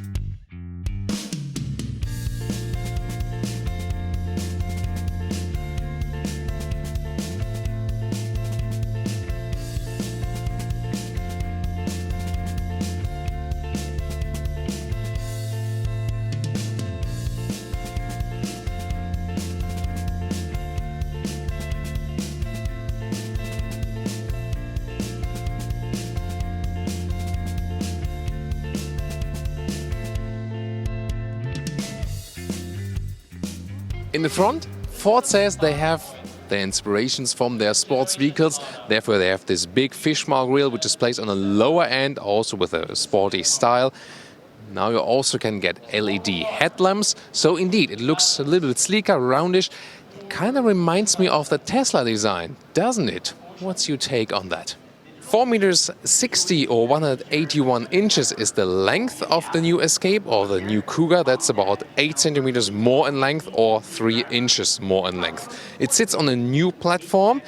It's supposed to create more stiffness on the whole vehicle. At the same time, 90 kilograms less in weight. We'll see how that one plays out in driving very soon. Today, exterior and interior for you, and you can also see it in the side silhouette. By the way, Ford always leaves their windows open here at the US motor shows, probably because they don't want to, put the key inside, and I'm not sure what they're afraid of, but all of their cars have the windows open. That's different here with Ford, definitely. Then here at the side profile, they try to create something sleeker in the design. The predecessor model looked a little bit more angular. This one here, again, a little bit sportier in the shape. Maybe even a little bit inspired by the Porsche Cayenne or the Porsche Macan or something. And then the lower part, you know, this is not so well done. It has this rubber form. The top part then has this chrome frame. I think they should just continue the chrome frame also at the lower window. You can see those wheels are 18-inch in this case. They start, of course, with a lower one. Those ones here optional, also with a sportier trim, contrasting wheel arches. And soon I will also show you a different color than this one. But the red here is actually quite attractive already. You can see here at the rear that they put the window a little bit flatter, again to strengthen this sporty design. And also here more horizontal stress from the tail lamps. And the tail lamps also now feature a more three-dimensional sculptural shape. So yes, the car looks sleeker than before, but I think it lost a little bit of its main character the Escape or the Cougar had before. What's your take on the overall exterior design? Unfortunately, we cannot open the hood right here because it's a pre-production car here for the motor show. This one will be the new plug-in hybrid, and the interesting thing is they'll have an inbuilt hybrid and the plug-in hybrid both. The plug-in hybrid and both the inbuilt hybrid with a 2.5-liter naturally aspirated engine, petrol 225 horsepower, and then either than as the inbuilt hybrid or the PHEV. This one in here will have 30 miles or 50 kilometers of pure electric range if it's charged up, with a battery capacity of 14.4 kilowatt hours. Pretty interesting, and let's see how, which concept will actually be the more important one. As a pure petrol, you have a 1.5-liter three-cylinder petrol engine with either 120 or 150 horsepower, and there will also be diesels, 1.5-liter diesel, 120 horsepower, 2-liter diesel, 190 horsepower, and also supposed to have a 150 horsepower mild hybrid diesel. Of course, the diesels primarily then for Europe, especially then the hybrid will be for the US. And the plug-in recharge will happen right there at the front left side of the vehicle. For example, also with one of those wall boxes. So if you're a commuter, that might make sense. So you'll also be able, you know that from Ford already, to open or close the car here with the key code. That is very interesting, especially for car sharing and something. Then, door closing sound is actually not that familiar. Well, but the windows are also lowered. Pretty strong warning sound here at the moment. There's soft touch at the inside of the doors, but you can see, those cars are rather hand-built. I hope they will be better as for the build quality from the real final cars. Then this one here is this aluminum style inlet right there. Also at the top part of the automatic window levers, and a new structured design here at the door handle. Then also some space for some bottles right there. And the rest of the interior also very interesting. The steering wheel looks quite ordinary. We've seen it also in the Focus already. And those seats here, the base is also available with fabric seats. So you not only have to go for this optional animal skin. Fabric seats will then be the base overall. And you can see they already have a little bit more support right there. Let's now get inside. Right here, it's actually quite easy entry. Steering wheel, it's a good grip. Can also be controlled manual here. And I'm 1.86 or 6'1", and it leaves me plenty of headroom, that's no problem. We also have an electric seat support right there. Base comes with manual seats, and you have this typical upright seating position with the SUV. Actually, it feels somehow similar also to the outgoing model, so there won't be much change for you if you're already owning an Escape or a Cougar. The exterior is really different. But the interior, how you get the feeling here, is not so different. Will be mainly about the infotainment system we will soon show you. Soft touch here also at the top of the dashboard. I really like this bright ceiling design that is in this very vehicle. Of course, there will be different trims available. An ST line, the sporty one by the way, will just be available in Europe. They just told me, not in the US. This is the interior overview. It looks a little bit cleaner than before, especially this area right there. New 8-inch touchscreen with the newest system available. Phone either via Bluetooth, but there will also be the Apple CarPlay or Android Auto function if you want that. So it's a little bit simpler in the design overall. Let's browse through here. There will be different apps available. Connect the phone right there. So there. This one also for the plug-in hybrid, where you can, for example, time the charge and so on. Car is not fully powered, so we cannot access all of the system. Then the climate unit is still manual in the lower end, also with the heated steering wheel as an option. That's a pretty nice option. Then again, this pretty compact steering wheel. Again, those buttons here at the steering are not very convincing from the build quality, but they do their job. Left side for the ACC. Right, so you can also, for example, use the voice control or pick up the phone. And then optionally, there will be 12.3-inch instruments. At the moment, those ones here are still the analog instruments with a digital screen on the inside. And then lower end, 12-volt power supply and one normal USB supply right there. And always when you have an automatic gearbox, you have this drive control selector, which is somewhat inspired by Jaguar. Interesting structure here also. We've seen it at Audi, this kind of structure at the lower middle console. And cup holders are adaptive, electric handbrake, and then you can also, for example, change to the EV driving mode if you have this plug-in hybrid. And under the armrest, you can see here you have then a USB-C supply and actually substantial room to put some more smaller things. Now getting in the rear, here by the way the inside of the doors is then hard pack plastic, and I'm going to take a look at the headroom right here when they go upright. Still leaves some headroom. It's actually, you sit quite high here for the rear seats. And interesting, those are at the moment all the way back. So I also have some legroom right there, so that's no problem. 4 toy adults can easily travel here. If you want a little bit longer trunk, you can also put the bench forward. That would be possible. And you flip the seats from here. We'll also do it for the trunk very soon. And let's see if we can also vary the angle from that. So that would be the steepest angle I can sit. And then I can also put it a little bit more backward if you want to relax a little bit more. Again, we have to see how the build quality will play out when it's a real final car. As I said, they told me that this one was hand-built first piece, and this is, pretty weird from the build quality. But again, we'll keep you updated on Autogefühl with our first real driving test with the works built cars, if that one is changing then. So, from the room we have available, that's actually quite decent. The door does not open too wide, so installing those child seats might be a little bit tricky, but you have Isofix on the outside parts each. And then you also have some armrests right there with some more cup holders. And a good detail is this power socket here in the lower part, and I think it's very important because it stands rather freely, so you can also put it in like, MacBook charger or something. With a lot of cars, it's so narrow and hidden that you cannot apply something to it. But I think this one looks quite promising. So Ford promises us 37 to 65 cubic feet of trunk capacity. The electric tailgate here opens a little bit slowly. It's a little bit poor as for the lighting right here, but you can see you got a lot of square dimensions. So below here you got some more space, and at the moment they just have the battery right there. 12-volt power supply, and then those seats can also be flipped, of course. But let's first take a look at the normal length measurements. So here in length we have just under 90 centimeters, and in width that looks actually quite good, just a little over a meter.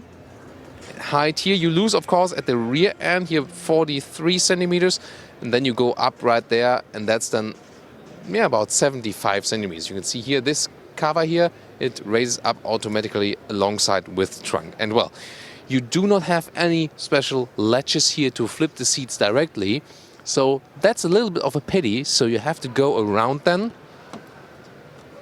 right here.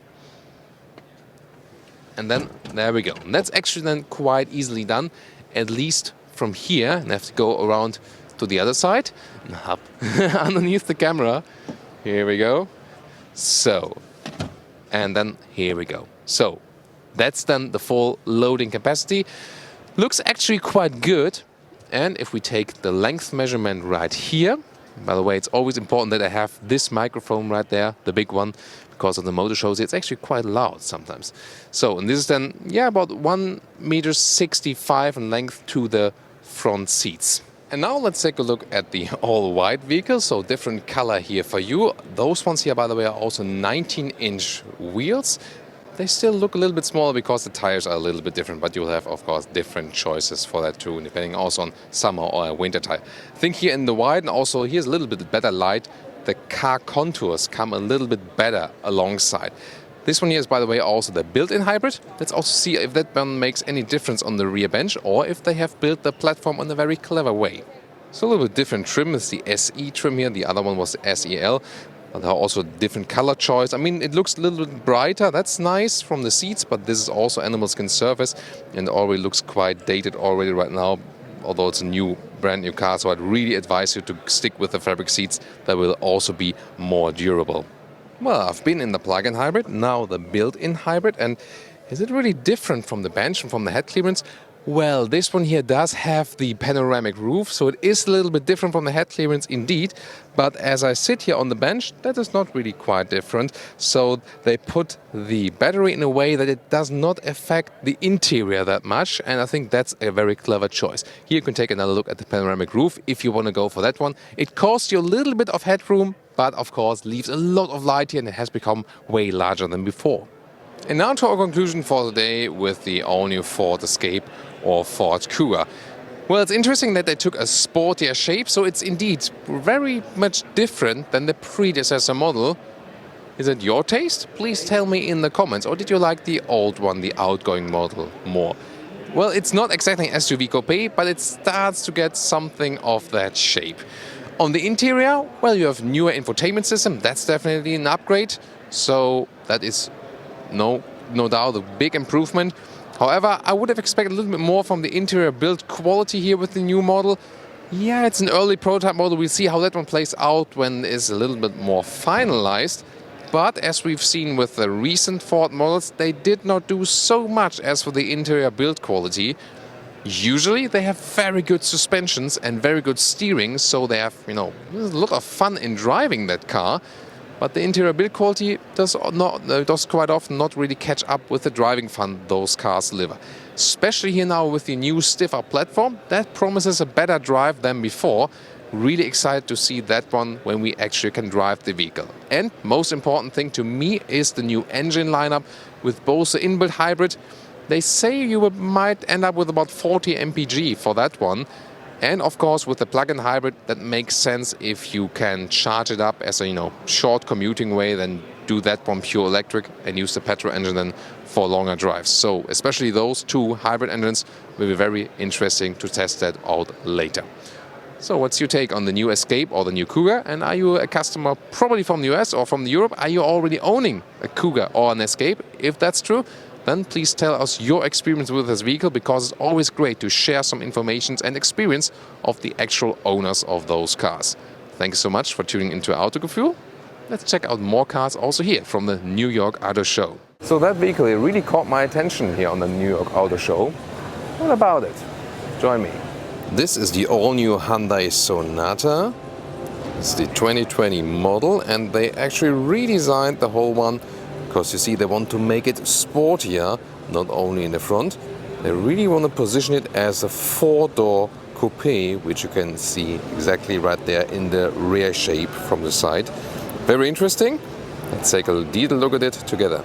Now look at that massive grille there in the front, also with the dark background. That really, the grille goes all over the vehicles, really. They also use a new platform called N3. This is lighter. And the center of gravity is lower. Well, and overall the whole car is wider, lower and longer. Also the headlamps here, very interesting structure. The lower part is the daytime running light, and the main headlamp unit then 3 individual pieces. And see here, the daytime running light leads over to a special design element that leads then over to the side mirrors. Very strong also this power dome here right on front of the hood. And we'll soon also talk about the engines. The length is at 4.90 meters or 193 inches. As I said, it is longer than the predecessor. And, just a little bit, 2 inches longer. And half of that, so 1 inch, goes into the wheelbase. So you also should have a little bit more room on the inside. In this case, those ones here are 18-inch wheels. We'll also show you a red car very soon. See also how big the rims are there. Those ones here with a special structure you see in a dual tone design. Overall, again, sleek and beautiful. And now look again here at the rear silhouette right there. This is this new coupe style with a flat falling roof line. So this is indeed very sporty and a strong shoulder part. But there, you see here, this rear light beginning here, that reminds me a little bit of a Honda Civic, doesn't it? And then we go with the rear. The light strip goes all over the vehicle from left to right. And again, I think there's a little bit of Honda Civic. Had a sedan or fastback in that one. Well, you know, all manufacturers do something similar these days. But I think overall the design here is very well done. Please give me your comments right there on the design here of the new Sonata. A lot of fake exhausts are being used nowadays, and here you can see they actually make a real dissolve from the real exhaust tip to the outer beauty tip, and I think, no, that's actually well done. What do you think? And another detail here from the exterior, look at that, the top part of those tail lamps. This is actually touchable, so a little bit like, you know, like tiger claws. And now another color here for you. Wow, this strong red, that looks really amazing. Wow, look at that. So they can really design very beautiful cars. I think this will maybe boost the sales of this vehicle, making it that sporty in the look. Those ones here, by the way, are 19-inch wheels, so a little bit bigger, even a sportier approach. And there you can also see how it works with a brighter color, this special design element. This design element where the daytime running light leads over right to the front hood. See here? This is reflecting then. Very interesting. Let's take an even deeper look. So you see the front is actually really also daytime running light. It's not flickering in real life, by the way, just something on camera. And then it dissolves basically into this design element. So very, very interesting element, don't you think so?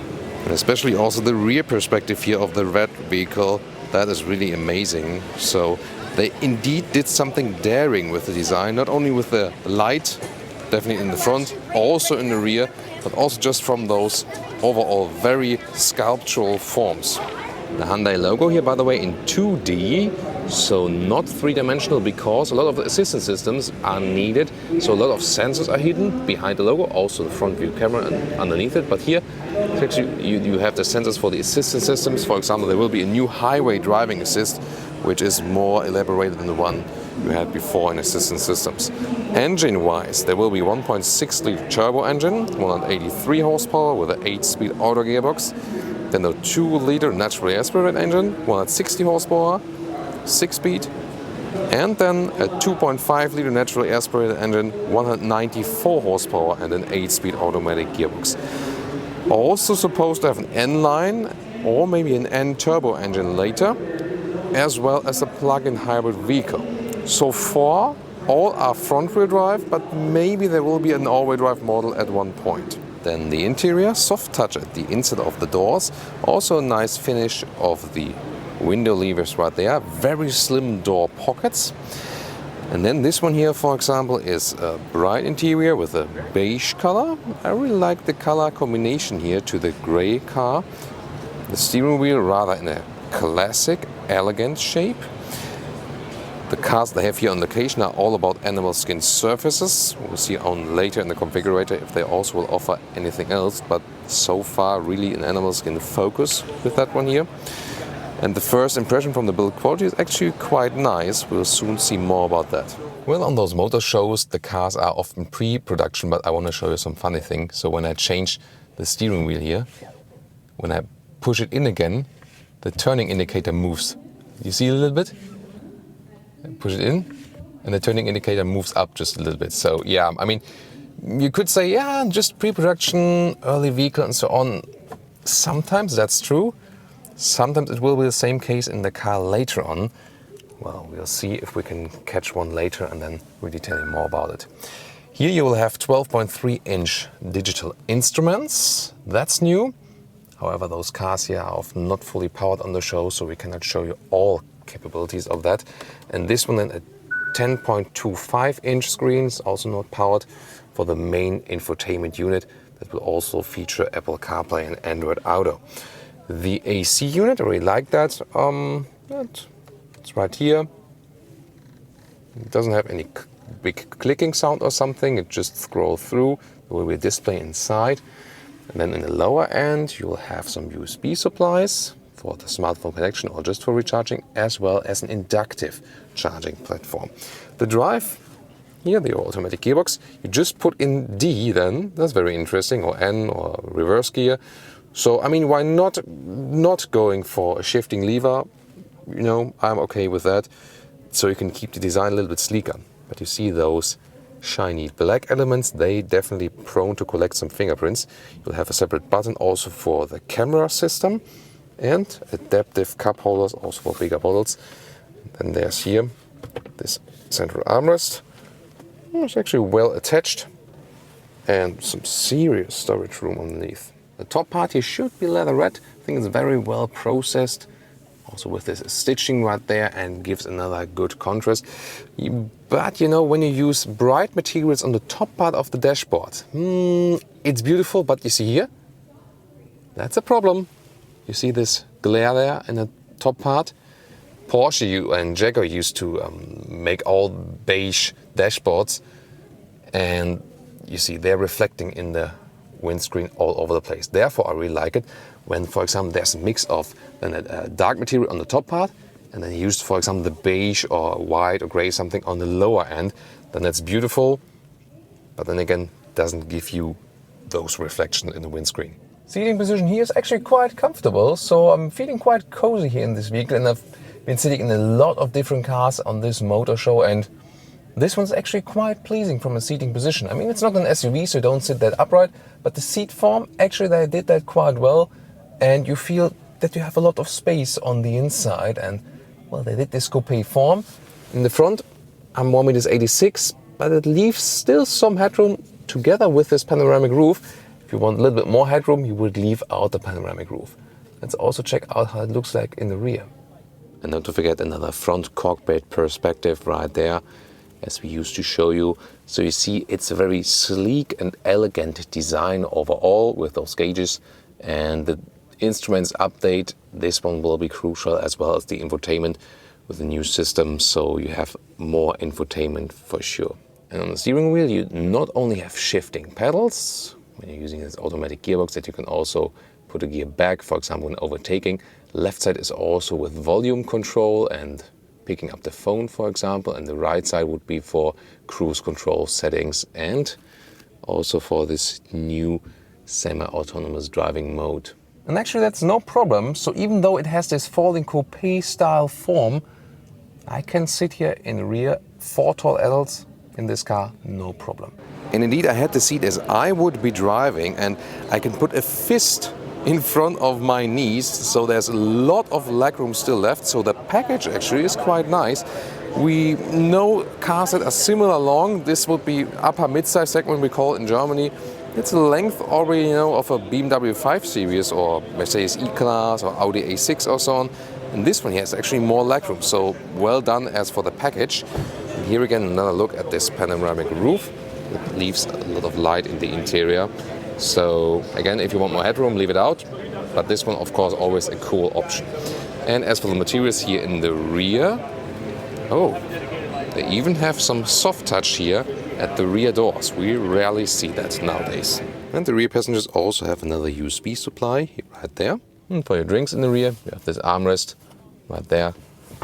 Put it back. There is no ISOFIX sign here in the rear, but hidden right there, there are some anchor points actually for child seats. Very interesting how to open the trunk. Actually, it's inside the logo. You cannot see it. It's maybe also something for security if no one knows it. And then you press it right there, then it opens. Very interesting. And I mean, you're somewhat limited, of course, in height always as for that, but in length it's actually no problem. So if you have a decent amount of space, and if you want to load things through, you would use those handles here, and then you have the release and also can flip the seats. And here we go. So 1/3, 2/3 split. Of course, you could flip also the other side. And then you can easily load through about 2 meters or something in length. So here there's also an all black trim available if you want it a little bit more subtle. However, you see that the bright one gives a little bit more light to the interior, but showing you this little bit of variation. And here, of course, also the dashboard is black, and against reflection, that's of course then the overall better choice. And one last look here at the most spectacular color. And actually this is really one of my highlights here of the motor show, because I really like the exterior. I like that they did something daring, but it's still very well usable on the inside. So it had some good dimensions, a good package from room you still have on the interior. I'm just really excited if they also will add some more sustainable leatherette or also fabric seats options or something. But overall, pretty sleek on the exterior, usable on the interior, and the build quality, besides that one thing on the steering wheel, looked actually quite nice. And we ended here with one more front perspective. What do you think about the all-new Hyundai Sonata? So you guys wanted to see something of the all-new Subaru Outback, and here it is, with an impressive booth Subaru have put on here, some National Forest style.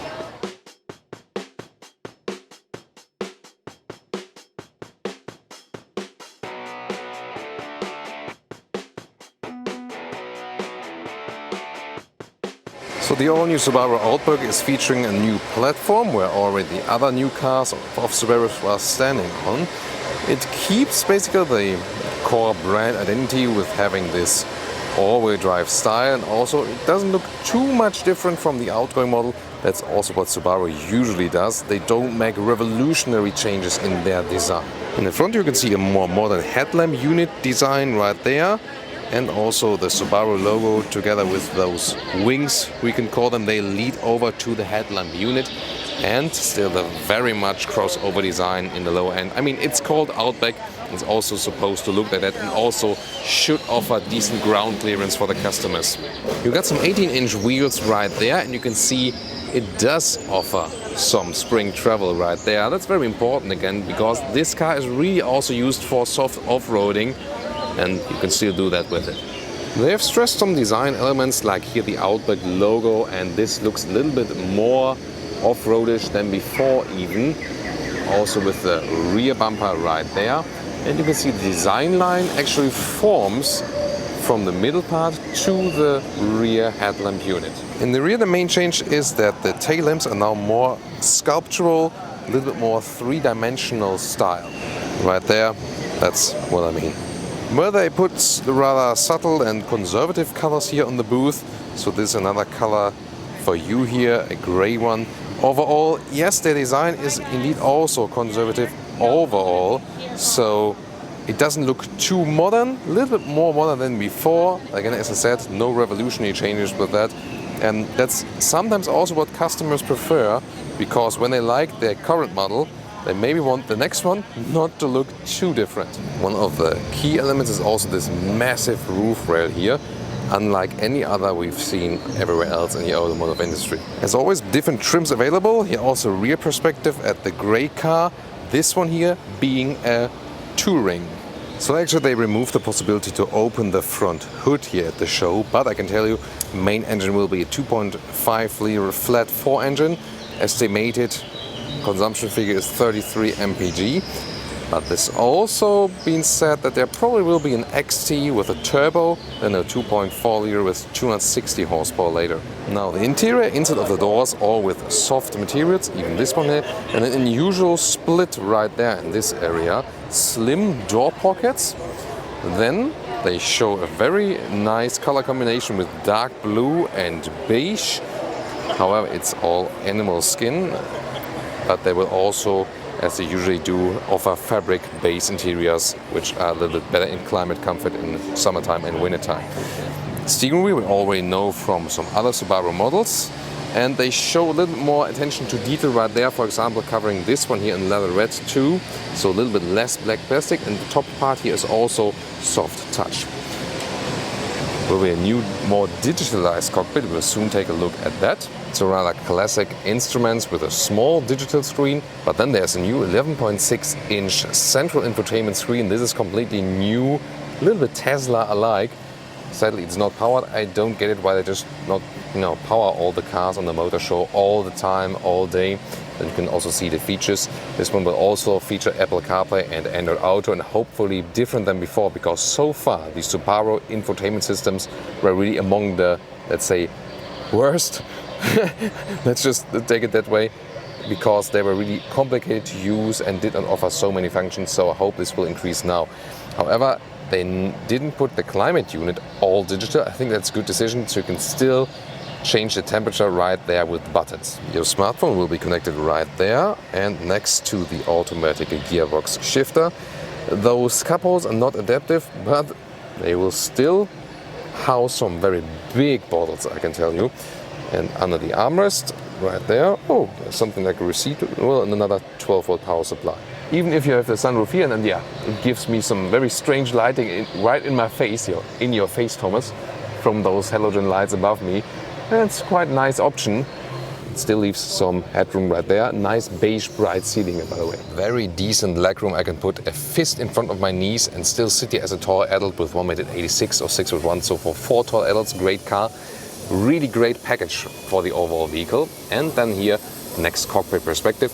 And here they've done it very well. We recently had it with the Hyundai Sonata, where they had also a bright dashboard piece on the top part. But here, you see the black part on the top of the dashboard, that it doesn't give any reflections in the one.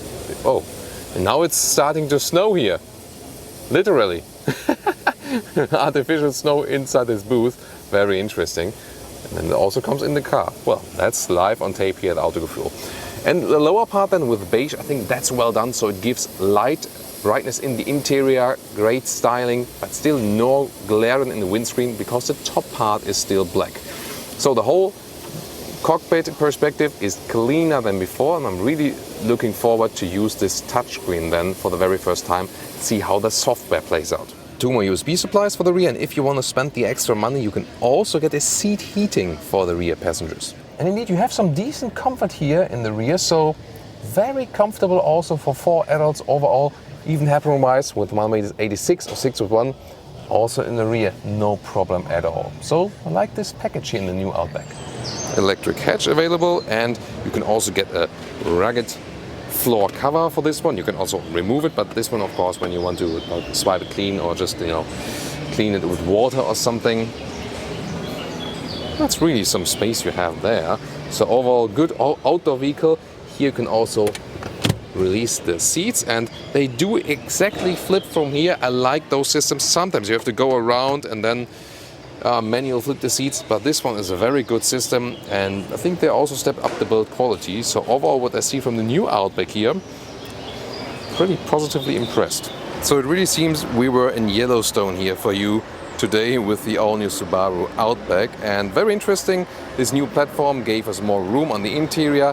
The crucial change will be the new infotainment system when we test it out very soon, and also when we drive the car.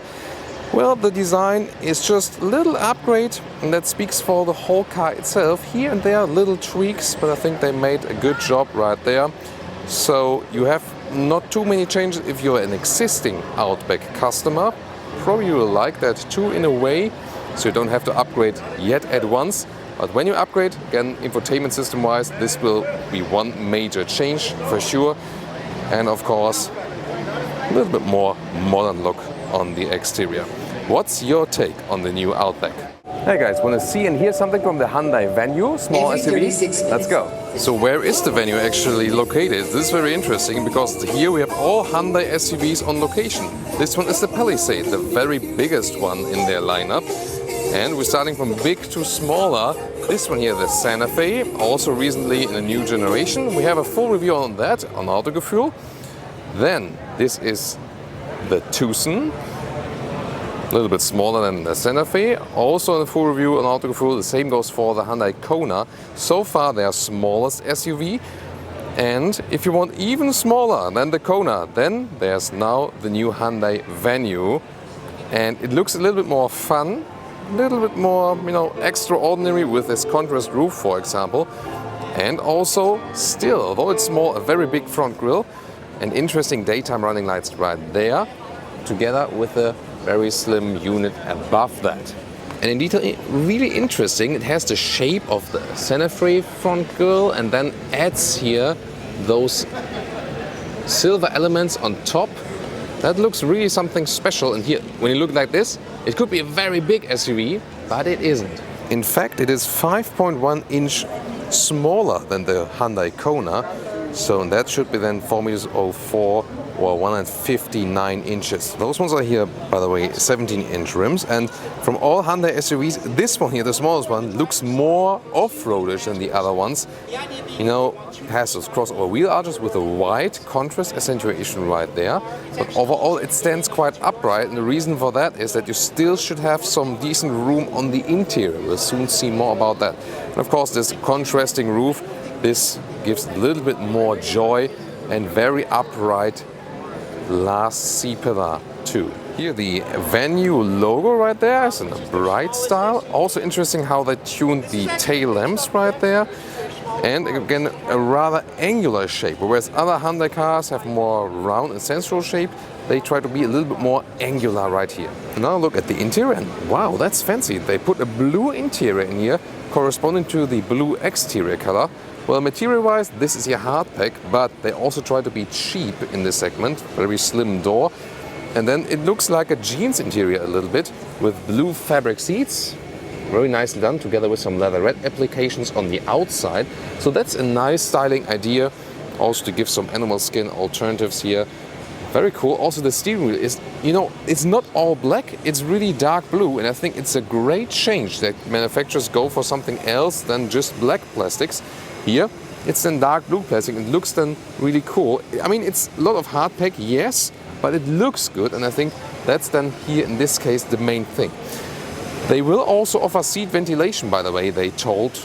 And there's also a small sunroof, and that's in this very small SUV segment, rather rare.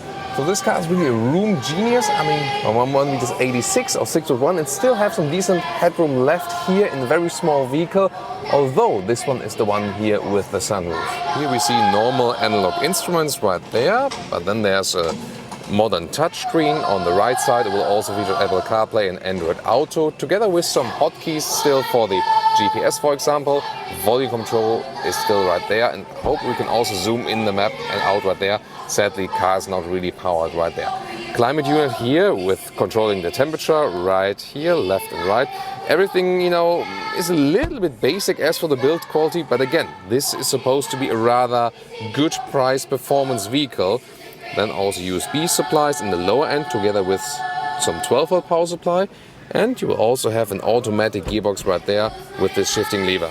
Seat heating, and you also have this drive or traction lever. Since this car will be front-wheel driven only, they try to make it a little bit more off-road capable by that, but of course it's very limited. The cup holders here are not adaptive. That's then, for example, missing. And then a small armrest. This is not that well attached. Some more space below that. So yes, the build quality is definitely inferior to other Hyundai models, but I'm really, you know, looking forward on the price on this car, if that's justified then. One more look here to the cockpit from the rear, so you can see the layout is actually quite clean, quite well organized. Those Hyundai cars are very easy to use.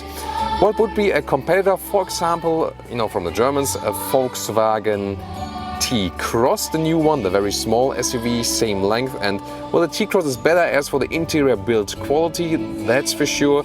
The price will be very interesting to compare that one later, but I think they also have some nice ideas here with the Hyundai Venue. The Kona, well, it is a little bit more up segment. Yes, it's a different segment. You have some more fancy stuff in the interior if you compare it. Driving-wise, it will also be very interesting to compare that. We will, of course, drive the Hyundai Venue very soon and then also tell you more about driving this very vehicle. But the first visual impression is actually quite good. Yes, the build quality, it could be a little bit better, and we know different stuff from Hyundai meanwhile. I mean, they're at very high niveau at the moment. So we'll see how that one plays out with the final production vehicle.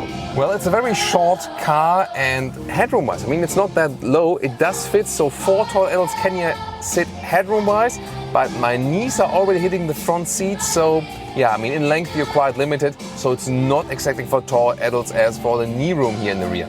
But I can stress again also the nice, somewhat single seat layout here for the rear seats, so you also have the nice fabric on the inside, so that's really one of the best parts of this car. And again, that you all have this dark blue color all over the place. That's really cool. So you open the trunk right here, and sorry, very loud music in the background at the moment. Nothing I can do about it. Just want to keep shooting for you. And this is actually some decent room here in the rear.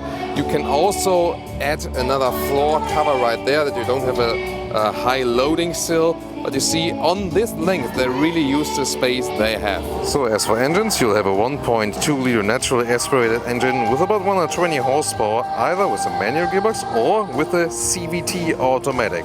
So very interesting what Hyundai brought up there with the Hyundai Venue. I think it is quite promising and could be a very good price performance vehicle with some nice and fresh ideas and also colors and the overall look. What do you think?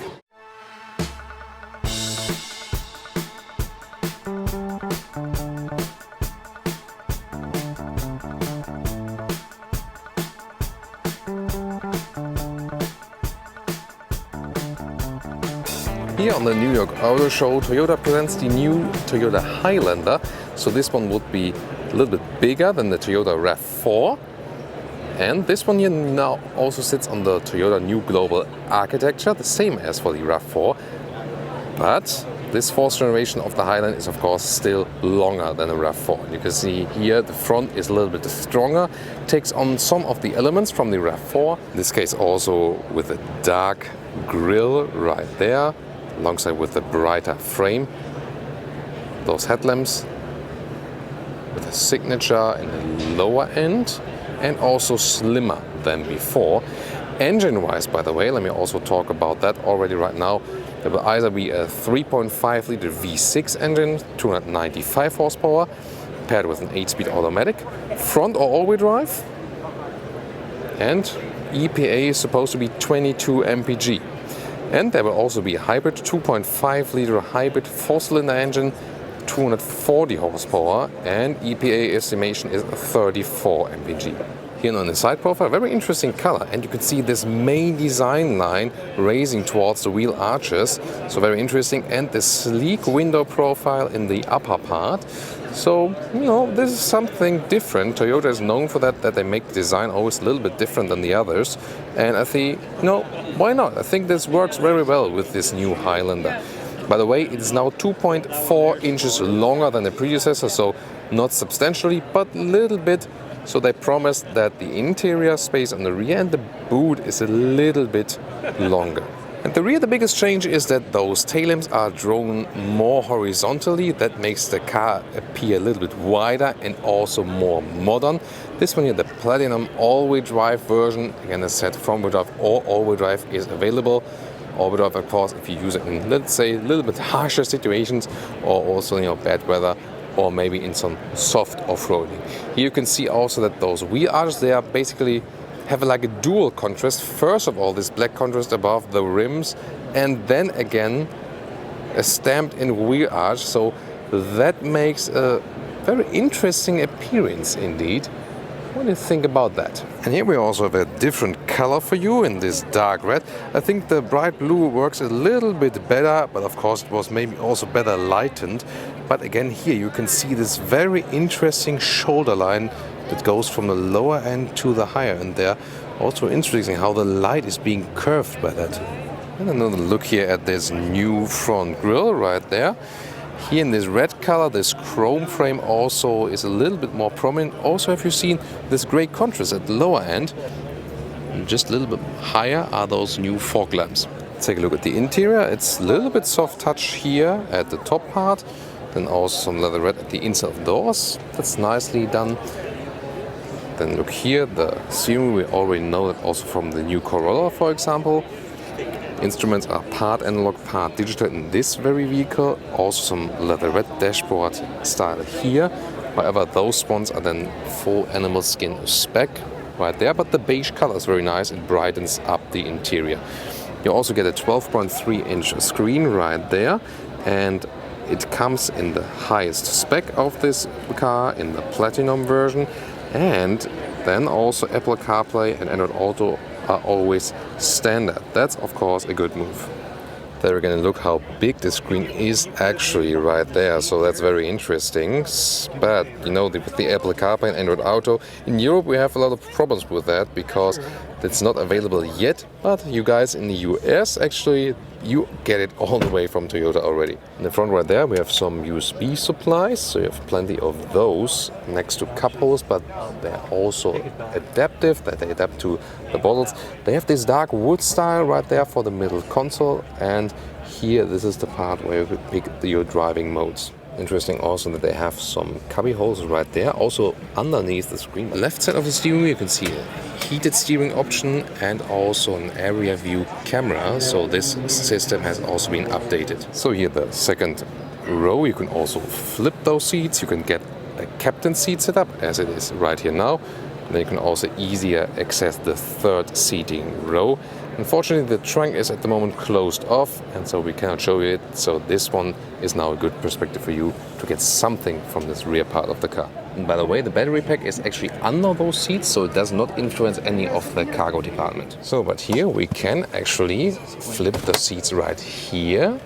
Then it works, and it's 4273 cubic feet in the space, so we can at least film it from the inside, and that would be the maximum loading setup. Here you can actually adjust the back part of the seat with this one here. You can also flip it, but also then adjust the seating angle.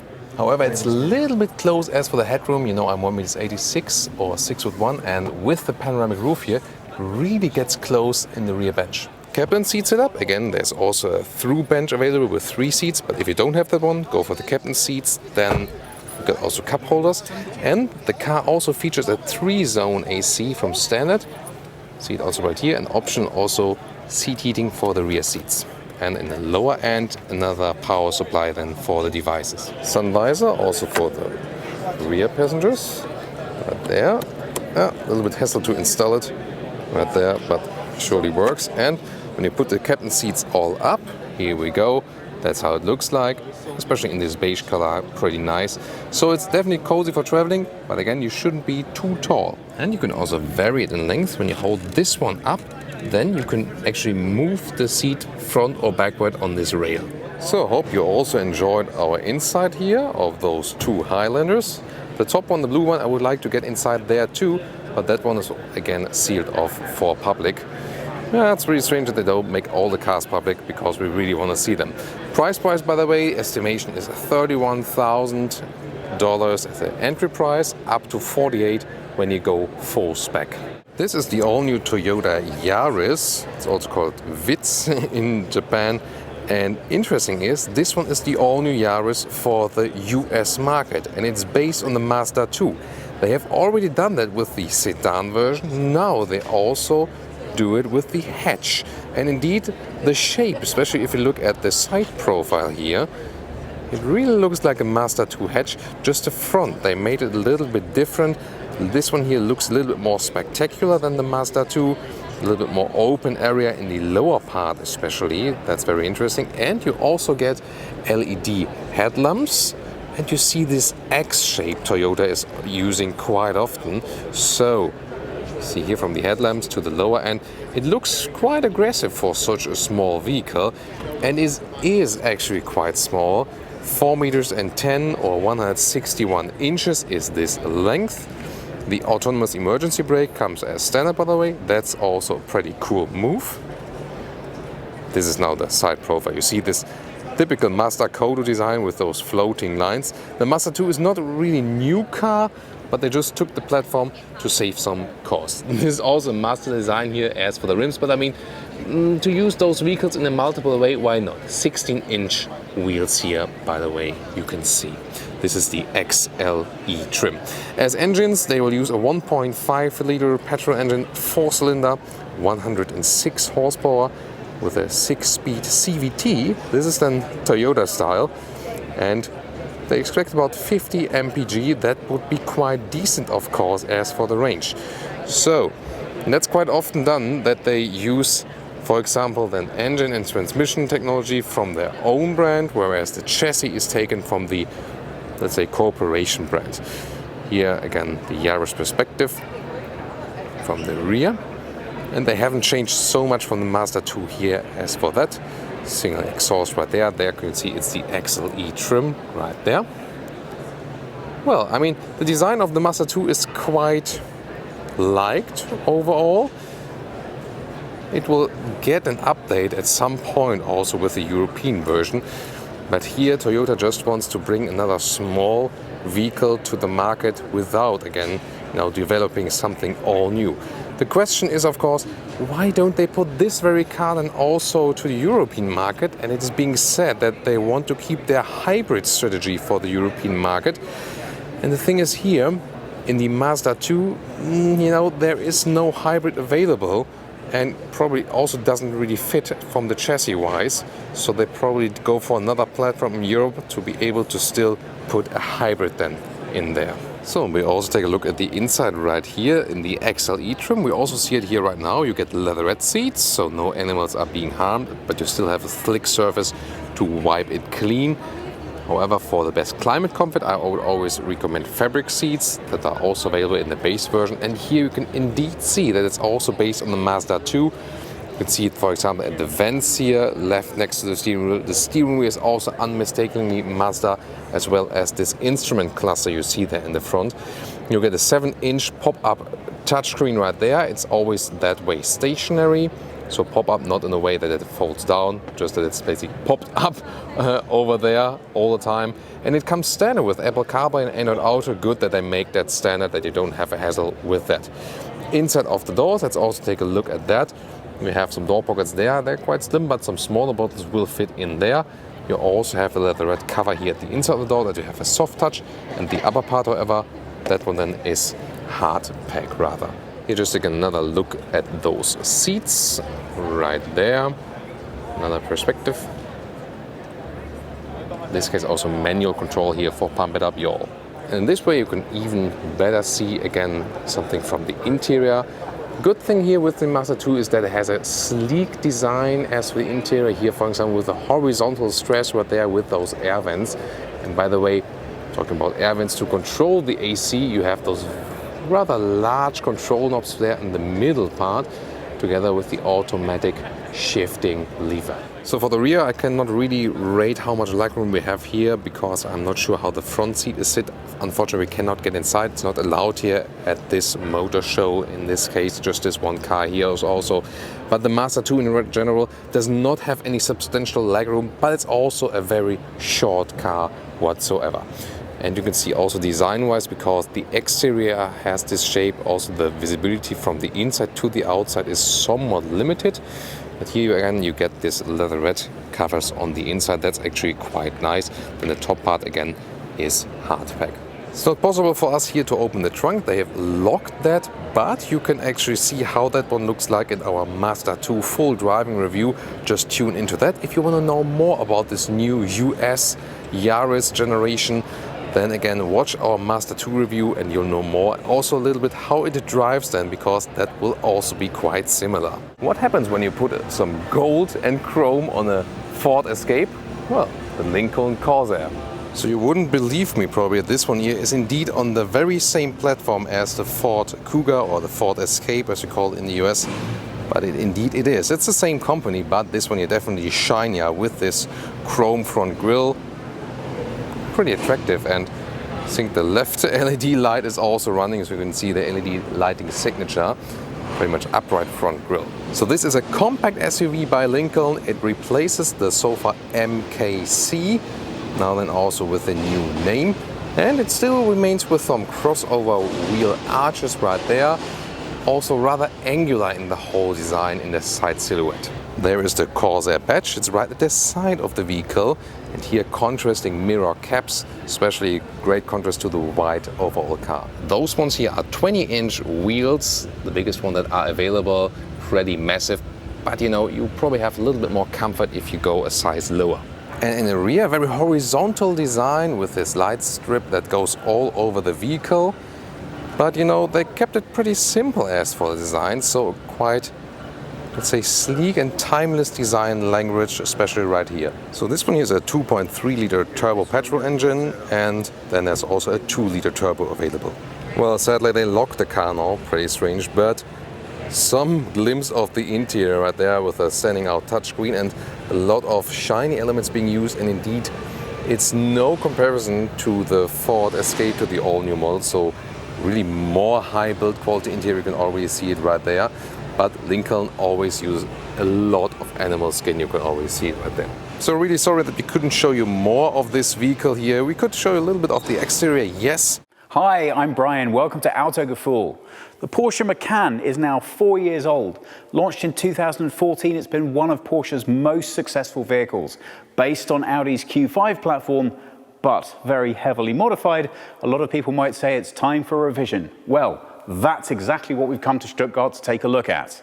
The full model rework over won't take place until 2020, so I think we've got a little bit of room for some updates before then. Let's take a look and see what Porsche have done.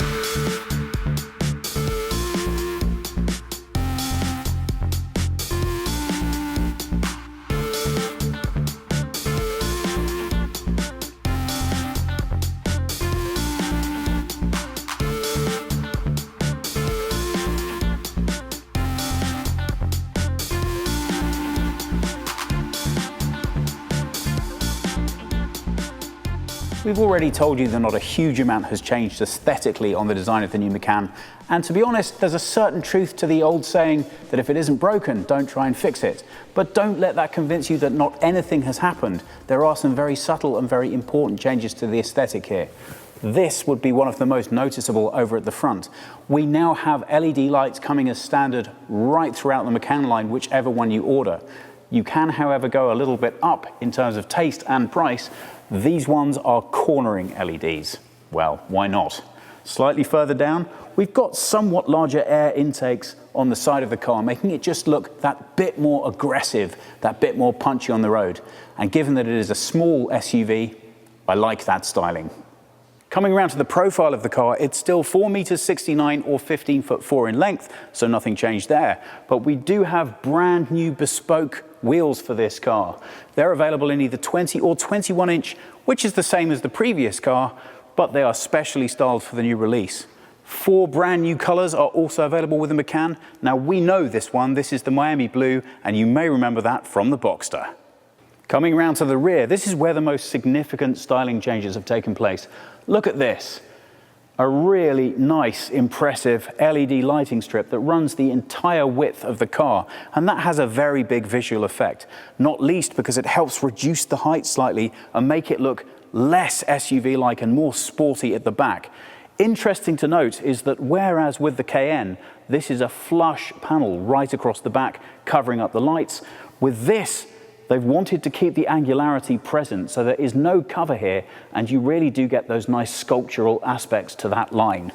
Coming slightly further down, tell me, does anybody recognize this from an iPhone X?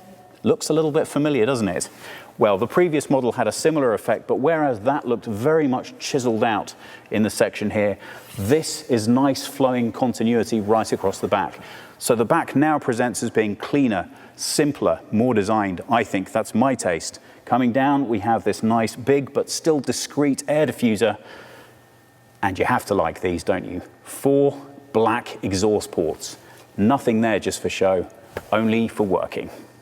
At Autogefühl, as you can imagine, we see more than a few different types of boot design, and it's always one of the most fun things to do to make somebody open a boot when they don't know the trick to that particular one. So I'm wondering how many of our Autogefühl viewers actually know how to open the boot on a Macan if they haven't done it before. A couple, few? Well, I have to admit, I'm one of those who didn't. So I'm grateful to Thomas for pointing this out to me. Watch closely.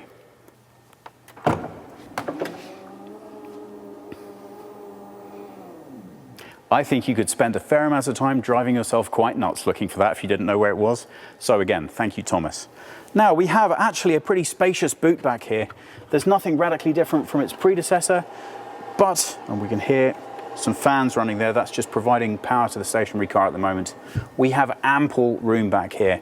Obviously, this car is best suited to traveling around with 4 or 5 passengers, but as you can see from the rear, we have plenty of space back here for anything that they're going to necessitate driving around with.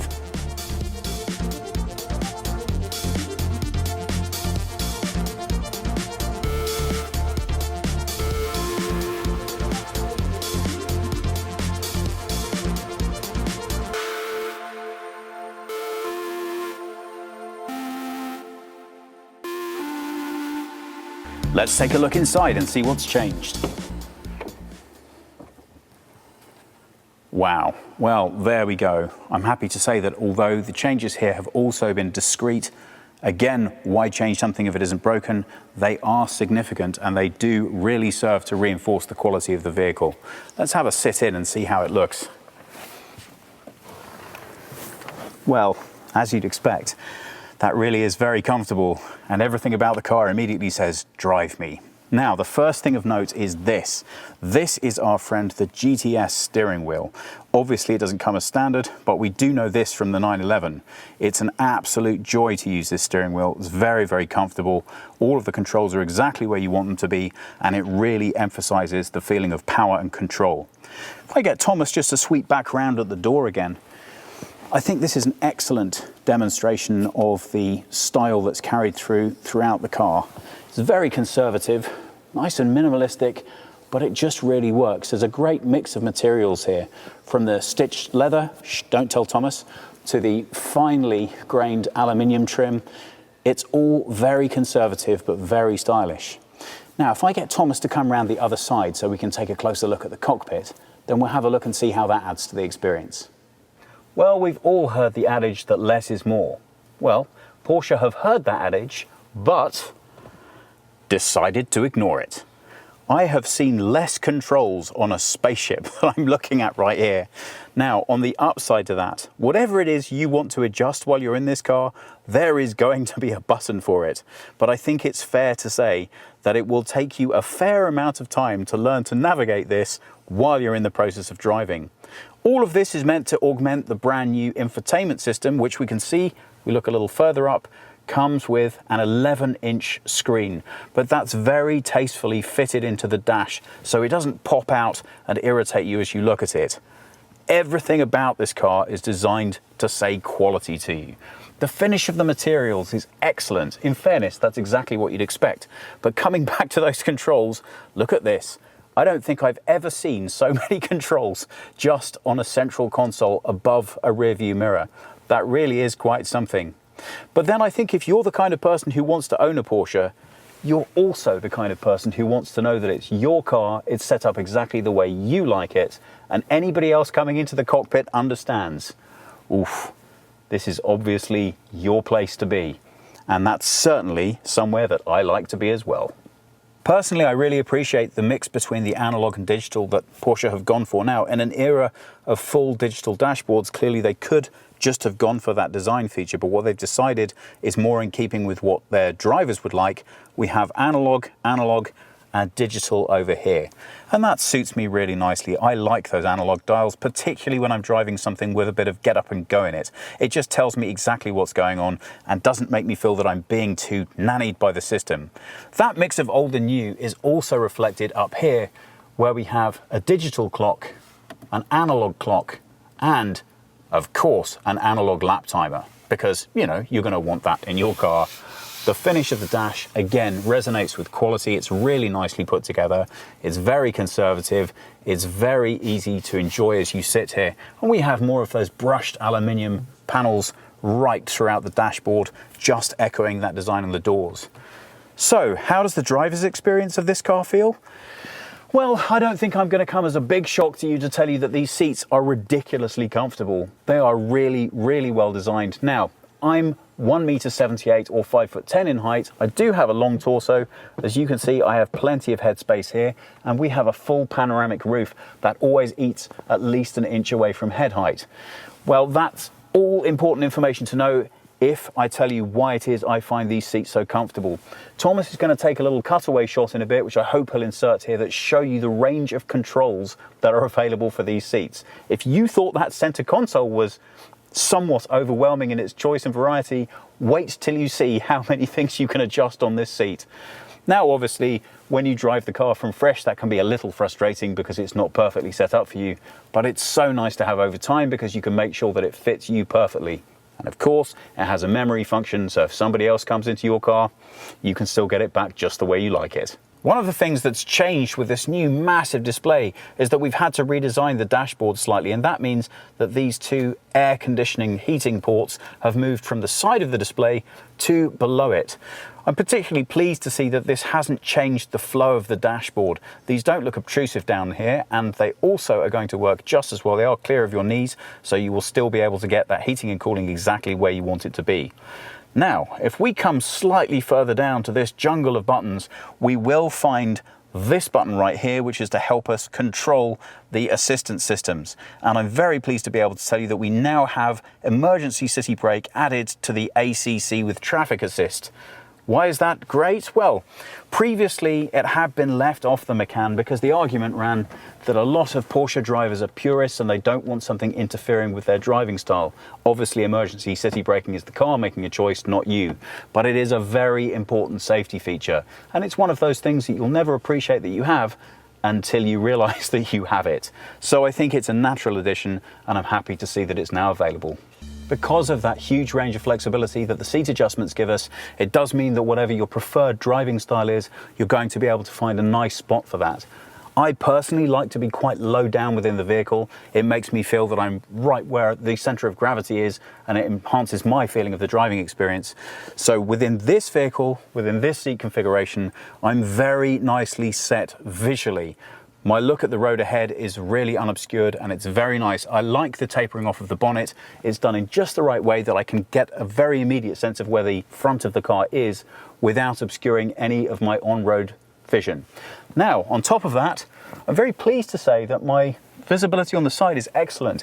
Although we have this really quite large B pillar, it doesn't prevent me from being able to see back through the passenger's rear window, and I really do like that because it's always nice to know what's coming at you while you're driving down the Autobahn at speed. Let's take a look in the rear. Okay, so here's an opportunity for some of our more eagle-eyed viewers. Porsche tell me nothing has changed back here. Why? Well, they had such good feedback from their customers about the experience of being a rear seat passenger. There just generally wasn't any need to change anything. But I'm interested to know if any of our keener-eyed viewers can spot anything that has changed, because you never know, there could be a couple of Easter eggs back here. Maybe we can find them together. Well, as with its predecessor, you wouldn't have expected significant difference. Clearly, you're never going to be particularly happy about the headroom with this design, but come on, it is a compact SUV. I do have a long torso, so for a smaller person, it really wouldn't be a consideration at all. The seats are very comfortable. We have lots of amenities to make us feel good as we're on our way, including 2 charge points available down here, heated rear seats, and your own heating and cooling controls for the rear seat passengers. Also, a nice, fairly unpretentious bit of back seat storage, and the same conservative styling on the doors that we like so much from the front. We've been joined by Ben Weinberger, and he's a spokesperson for Porsche. Ben, my first question to you. It's a very popular car. What were you trying to achieve with the redesign? I mean, it still has to look like a Macan, of course. We didn't want to change everything, but we wanted to bring in some new details that represent the actual Porsche design DNA, sort of the brand identity. And therefore, this new Macan got these really nice new taillight in the back that we already know from the new Panamera and the new Cayenne. Now, I understand an awful lot has happened with this car technically to improve and enhance the way it drives. Can you tell us a little bit about that? Yeah, I mean, it will get new generation of 6-cylinder engines, so with a lot of more power than before, and you will feel that, of course. Also, some changes happened to the suspension, a little bit stiffer, a little bit more sporty. Still has the mixed tires, not very typical for an SUV, but typical for Porsche sports car. Ben, thank you so much for taking the time to show us around. I think we need to have a slightly closer look. What do you think?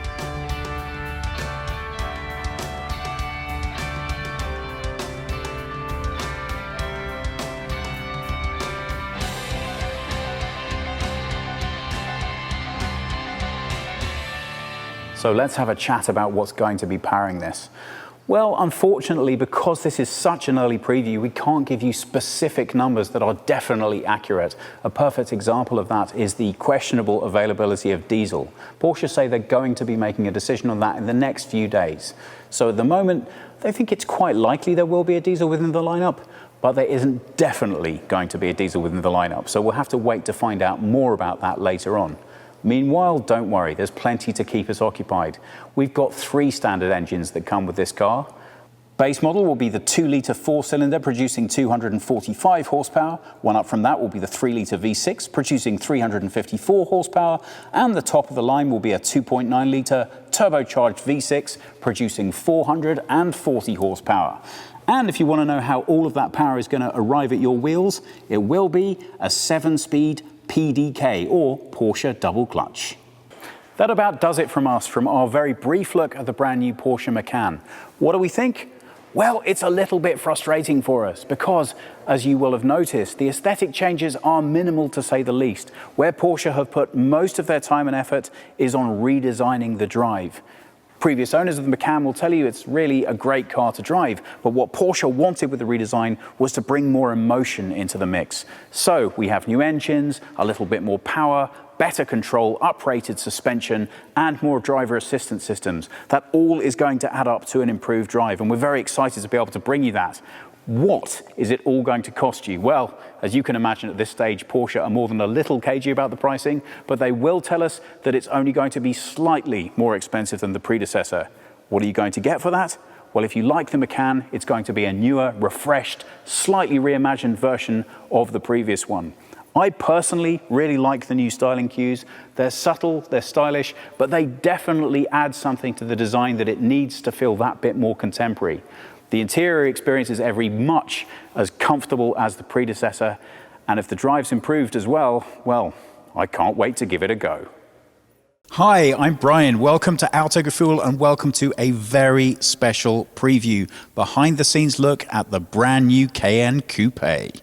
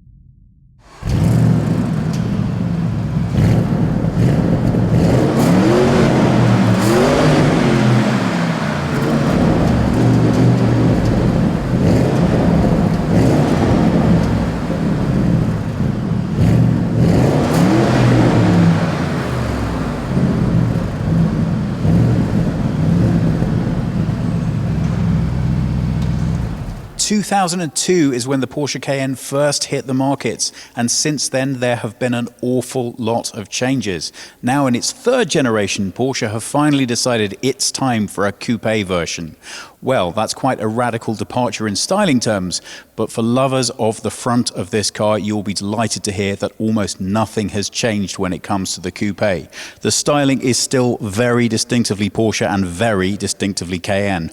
Bold, aggressive, stylish, sporty, lovely at the front. But what's going on when we come around to the side and we start seeing some of those coupe stylings? Let's take a closer look. At first glance, you can immediately pick up the 911 design cues that have gone into the creation of this coupe. We have such an aggressive sweep now on the roofline that the whole aesthetic of the car has completely changed from the standard Cayenne. If I walk into shot a little bit, then we can see the first most noticeable place in which that has changed. This A-pillar is lowered, as has the window line, by 20 millimeters. That's approximately that much, and it really brings the design straight through into this lovely curve. Now, before we go further back on the car, I want to point out a couple of things here. Standardly, this car is going to come with 20-inch wheels. Here we have a special lightweight pack, so these are 22 inches. In styling terms, I think you'd have to agree they make a very bold statement. The other thing that's different stylistically about this lightweight pack is the contrasting wheel trim here. Now, if you just go with the standard model, you'll get matching body color paint. And on the subject of paint, I think it's well worth pointing this out. This is lava orange, and fans of the 911 will already know and love this color, and I think it suits this design fantastically. When you look at this contrasting wheel arch, which only serves to accentuate these massive wheels, it also narrows your visual aesthetic of the color from the side, which really has you looking at it thinking, that looks very familiar to the 911. As you come further back and you look at this swooping roofline that cuts right through into the back, there are a couple of other really important changes that have happened here. These shoulders are now broader. This has been redesigned at the rear to accommodate lower rear seats. Now, we all know with coupe rooflines, the standard problem is they're great until you have to sit in the back. Well, Porsche have thought of that, so these seats are now 30 millimeters lower. That's about that much if you're unfamiliar with metric, and it makes a huge difference to the way that the rear works. This is now 18 millimeters wider in the shoulders. That's a significant difference. And as the top tapers through into the back and the side follows round, you can see just what a difference that makes to the aesthetic of the car. I'm going to stand back so you can drink it in one more time before we go around and take a look at the rear. Round at the back again, you can see just how different this coupe styling is. We have a really nicely matched top spoiler, but slightly lower down. We have an adaptive spoiler that comes up by 135 millimeters when you're going at speeds over 90 kilometers per hour. We're going to take a closer look at that in action a little bit later on. But for now, you can see from the rear just quite what a difference those 18 millimeters make to the width of these shoulders. It really gives it a big visual presence. Also slightly different, you have a look down, you can now see that the number plate has been integrated into the lower part of the bumper, and that really makes the car sit very low aesthetically on the road. Nice carbon effect rear air diffusers, and look at these tailpipes. Solid, no fakery at all, really nicely finished. If you spend any time hanging out on Porsche forums, which probably tells you more about me than it does about the car, you'll know that the rear spoiler of Porsches causes more argument than almost anything else. So it took Porsche a long time before they decided how best to integrate this into the design. One of the main issues with the coupe design from an aerodynamic standpoint is that you're missing an awful lot of downforce on the rear axle through the design. The rear spoiler takes care of a lot of that, but how to integrate it in a way in which it practically works and aesthetically still works with the design is incredibly challenging. I think they've done a phenomenal job with this. Not only does it really work from an engineering standpoint, but if you look at the car aesthetically from any angle, it really doesn't look as if it's not supposed to be there. It's actually a really nice design element in its own right. So if you imagine sitting behind one of these, it's going to put a big smile on your face. Hopefully, when you drive it and it's up, it's going to put an even bigger smile on your face.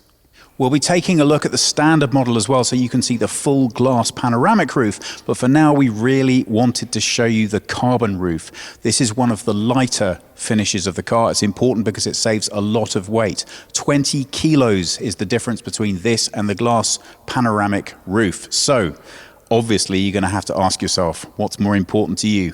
Having that lovely skylight above you or getting the absolute most out of the performance? Let's take a look and see what's powering this thing. Well, I can tell you that from launch, you're going to have the option of two different engines. Here you can see the big beast. This is a 4-litre V8 twin turbo producing 550 horsepower and 770 newton meters of torque. Now that is going to give you a 0 to 100 kilometer per hour speed of 3.9 seconds, a top speed of 286.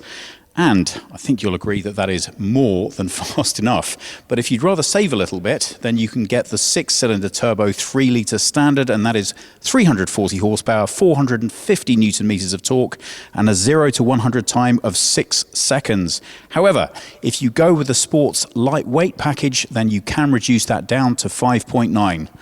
But come on, it's all about the drive, right? So if you're going to go for it, you need to go for it.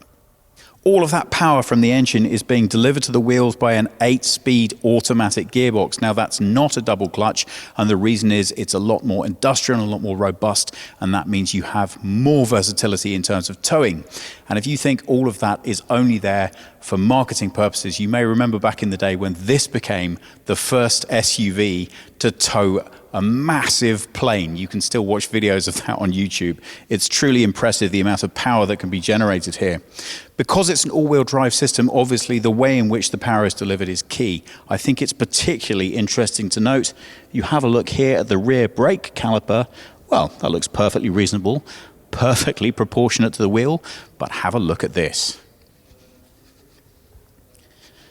A little bit of a change when we get to the front, and that gives you a clue of just how much design has gone into making sure the power management is perfect for this car.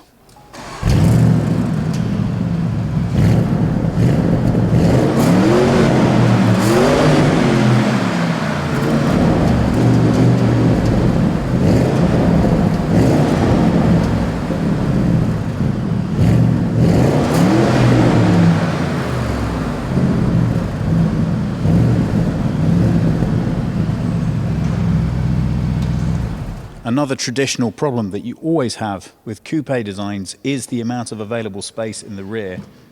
If we have a look in here, the layout is actually really impressive for a coupe SUV. If I just put my arm in right to the back, you can... the car's brake's not actually on. You can get a really good sense of how much room there is back here. Now, you actually get this rear compartment in two different sizes depending on the spec. It's either 600 or 625 litres of load space, depending if you go with the standard or the turbo. Why the difference? Well, that all comes down to the Bose sound system that is fitted in the rear of the turbos. You can see it's eating up just a little bit of room in the storage well, but nothing too crazy. Obviously, it doesn't impact on the available space up here. And I think that there's a huge amount of room. But if you need more, if you drop down those rear seats to allow you the full reach right through to the back, you're talking about over 1,500 litres of load space. And I think that that should prove more than enough for anyone, especially if you're making a change up from a Porsche 911.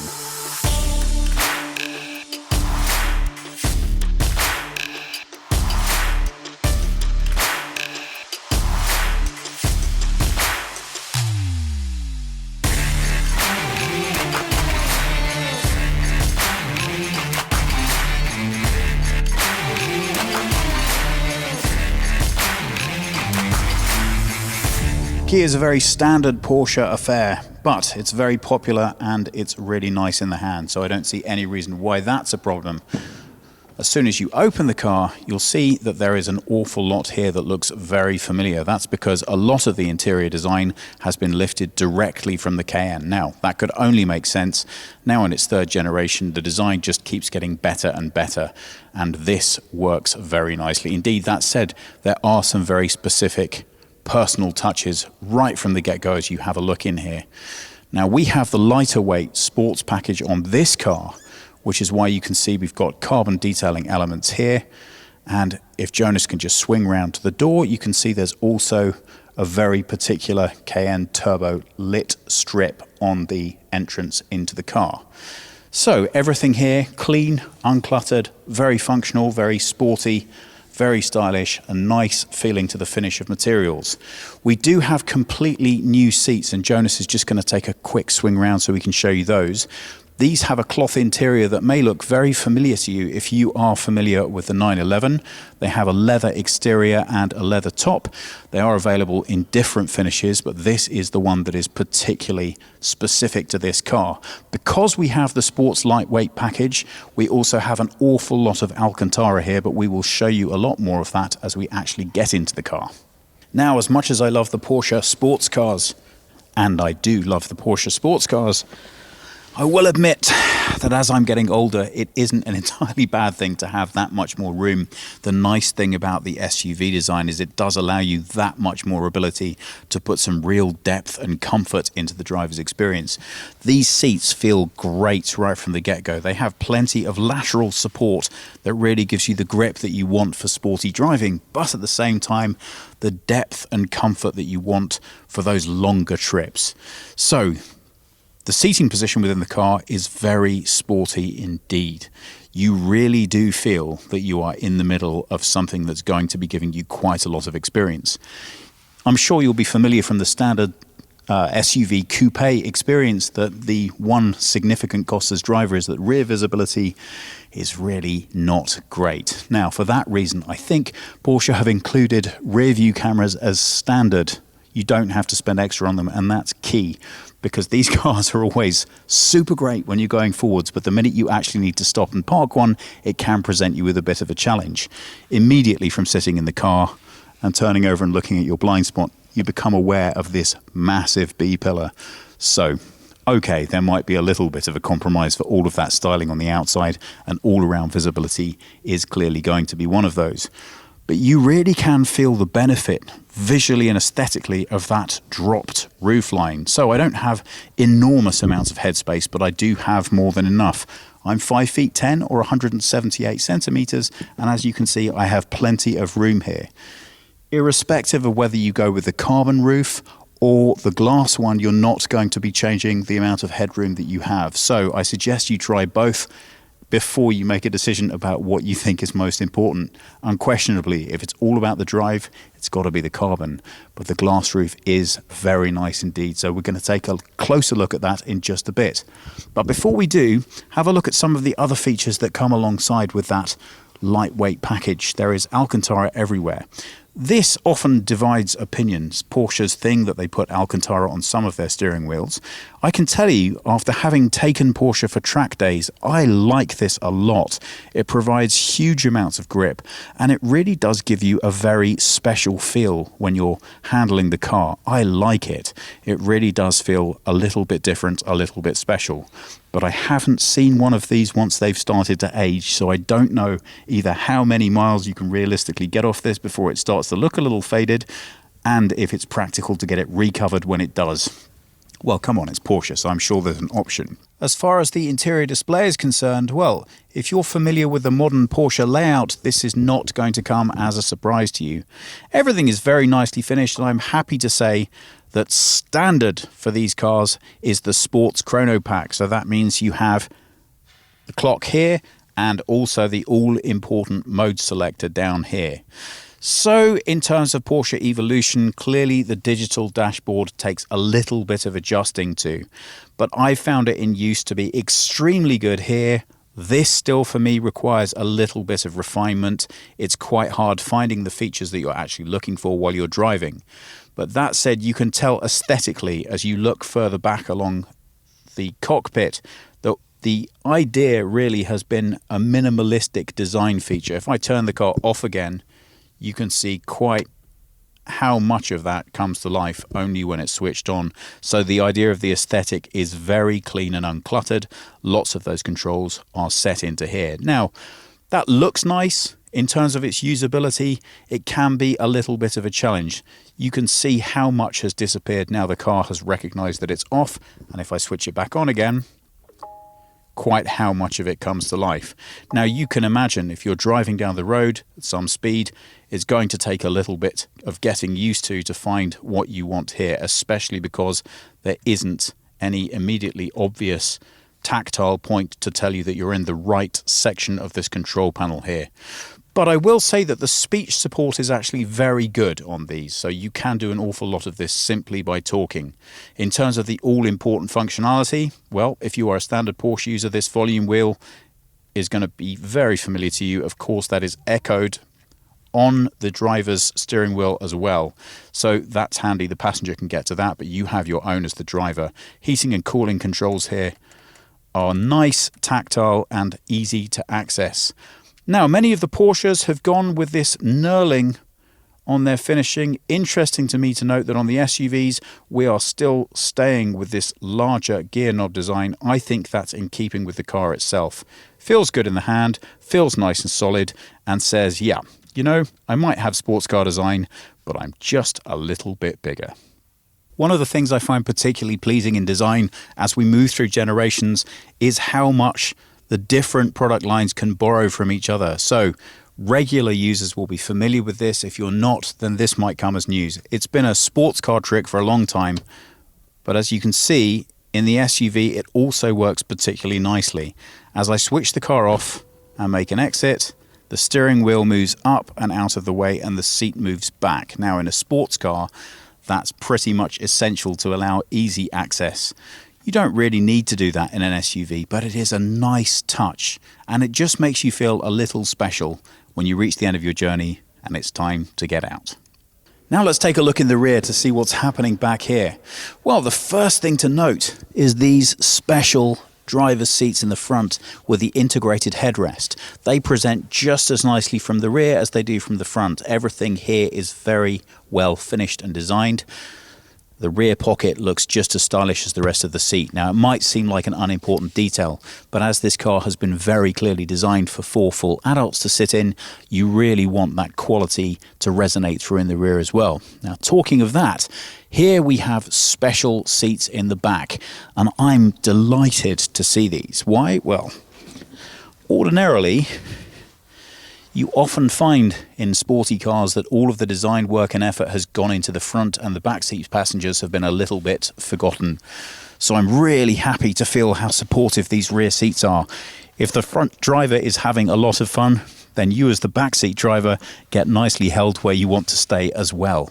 Now, remember when we were taking a look at the exterior and I told you that the rear seats had dropped by 30 millimeters? Well, that makes this a pleasant experience back here. Again, 5 feet 10 in height or 178 centimeters. That's me. And I can tell you that I am comfortable back here. And for a rear of a sports SUV coupe, that's quite an unusual experience. The seats are very comfortable and supportive. I have acres of leg space. Just take a look at my knees. You could be, I would think, because I have a long torso, probably about 6'1" or 6'2" and still be very comfortable back here. And everything that's been laid out for you has been made to make you feel every bit as special as the front seat passengers. Look at the display options. So, your own heating and cooling controls, 2 charge points slightly lower down, and a 12 volt. That's going to come in handy if you want something a little bit bigger. And, well, still the ubiquitous storage area slightly lower down. But this is really where the detailing kicks in. Now, this has been designed to maximize your experience as 2 people back here.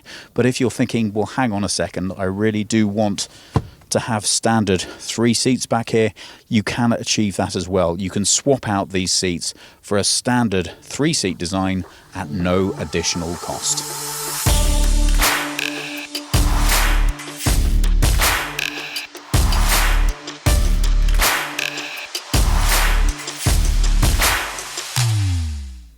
Here we have the chance to take a look at some different styling on the rear of this car. As you can see, this one has a very different approach. As we come down the design, we have color matching for the bodywork in the lower third, and we have a much more conservative square finish on the exhaust ports. And that looks a lot less dynamic and sporty than the model we were looking at earlier. As we come round to the side, we can pick up those style differences as well. We have colour matching happening here on the wheel arches and on this lower sill. Now, these are still 22-inch wheels, but visually they don't have nearly the impact as in the lighter weight one. Similarly, with this chrome trim around the window line, you don't have that bold, aggressive feel in the styling. Now, as Jonas comes back to show you the whole of this flank in one go, I think the most noticeable point about this is that you can't feel the 911 design language quite as strongly as you can with the lighter weight sports design. For me, that's a bit of a shame. The whole point with the coupe line is to really accentuate how this car is so very different from its standard SUV brother. And that's really brought out with that lighter weight sports design with the contrasting colors. You really can see the flow of the shape.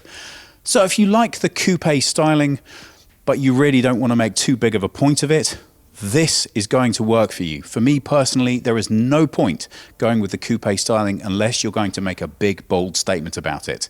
So I know which way I would go, but what do you think? What you're looking at right here is 2.16 square meters of glass panoramic roof. And as you can see, it's very difficult to detect that from the exterior. The idea is purely to present the roof as being gloss and black, and that is all you get visually. Really, this is about the experience from inside the car. So let's take a closer look in there and see how it delivers. Well, the roof of this car isn't the only place where the design differences are evident. Would it be wrong of me to suggest this is aimed at the slightly more mature driver? As you can see from the layout, it's a lot less dynamic, a lot less sporty. This really is designed at conservatism and I would say sophistication. So you have a lot of subtlety built in here, and I think that this is going to be very well accepted amongst people who are buying this car for appearance as much as for use. As far as the panoramic roof is concerned, once you get in here, it really is very impressive indeed. If Jonas swings the camera back a little bit, you can see the discrete blind that is built into the roof liner, and that comes all the way across from the back to the front to give you an experience that's entirely matching with what you want and the weather. As for my taste, well, I think you can probably already guess. My heart belongs to the sports. I mean, after all, if you're going to go with all of the design that comes with the coupe package, then I think you're going to want performance and interior to match. That design aesthetic follows through very naturally into the rear, and for me, this is where you really start to get a feel about the different potential uses for this vehicle. Whereas the back of the other vehicle that we looked at felt very dynamic, very sporty, this has much more of a finish, feeling that this is a place where you would want to do business. So the sense that I have of the key distinction between the two vehicles is the earlier one, well, that really is the driver's car. This is the executive car. So it is a question of styling and what you intend to use the vehicle for. With the coupe styling, for me personally, I want everything to be about speed and dynamism. But I can understand how a lot of users would like the aesthetic, but still very much want that business class experience in the back of the car. So the styling here is nice. I'm not sure it's quite my taste. If Jonas takes a swing through to the door, we can see an awful lot of chrome. Look at that massive Burmester speaker in the lower quadrant of the door. That's not quite going to be to everybody's taste, and it is making a very specific statement. However, I do think it's a really nice touch that so much attention has been put to offering different user experiences for different models of this car. After all customers aren't going to want the same thing, and I don't think that it's a wise move only presenting one alternative for your customer base. Well, come on guys, you know which way I'm leaning, but which way would you go? So how much is all of this design going to cost you? Well, prices for the coupe start from a little under 84,000, and they go all the way up to a little under 147. But wait, you're not done spending money there. There are a couple of optional extras you are definitely going to want to spring for. First of those is the air suspension. Add to that the dynamic cornering on the rear. Now that gives you an extra 3 degrees of active steering on the rear of the car. And in a car this size, that makes a very significant difference. Added to that, well, I've got to say I'm going to want to go with the custom color because come on, you're not going to want to spend all of that money and then only have it look the same as everybody else's. So that's going to add around about 10,000 euro all in to that price. So that taken into account, really this is not a cheap purchase, but I don't think it ever was intended to be. And if you have a look at the styling here, for me, this is everything that this car has to say. Sure, you don't have to go with the lighter weight pack that adds to the sport and dynamism. You don't have to go with the big engine. You can have your cake and eat it with the smaller engine and the cheaper car. But I have to tell you, for me, the big achievement in this car is not only how much of the styling and design DNA of a 911 has gone into this, and I really want to see that accentuated. So I really want to go with this contrasting matching to really make that design language pop. But I also want to get as much of that performance in there as possible. So although in general, I'm a huge fan of panoramic roofs, I think I'm going to go with the carbon here. It really looks fantastic, and it makes you feel that you have something that's really very special indeed. This design language just really works if we accentuate the minimalism of the design and really bring out the sportiness. All of that said, clearly a coupe is always going to be a slightly compromised design. What's very special about this car, to my way of thinking, is how much attention to detail has been put in delivering you as much of the comfort as you want that is actually achievable and possible. Nowhere can you see that better than that dropped rear seat that still gives you the headroom you want, and the contrast of this additional rear spoiler that not only works aesthetically, but really achieves the best in performance terms for this car. So, in pure design terms, for me, the coupe is an outstanding success. Whether or not you think it justifies the price tag by the time you've finished adding all the bells and whistles that you want, well, that's another question. But for now, I think it really is a superb entrant into the Cayenne lineup, and I can't wait to see how it drives. Well, that's everything from us for today. If you have any comments or questions, please put them below, please subscribe, and we hope we'll see you again soon.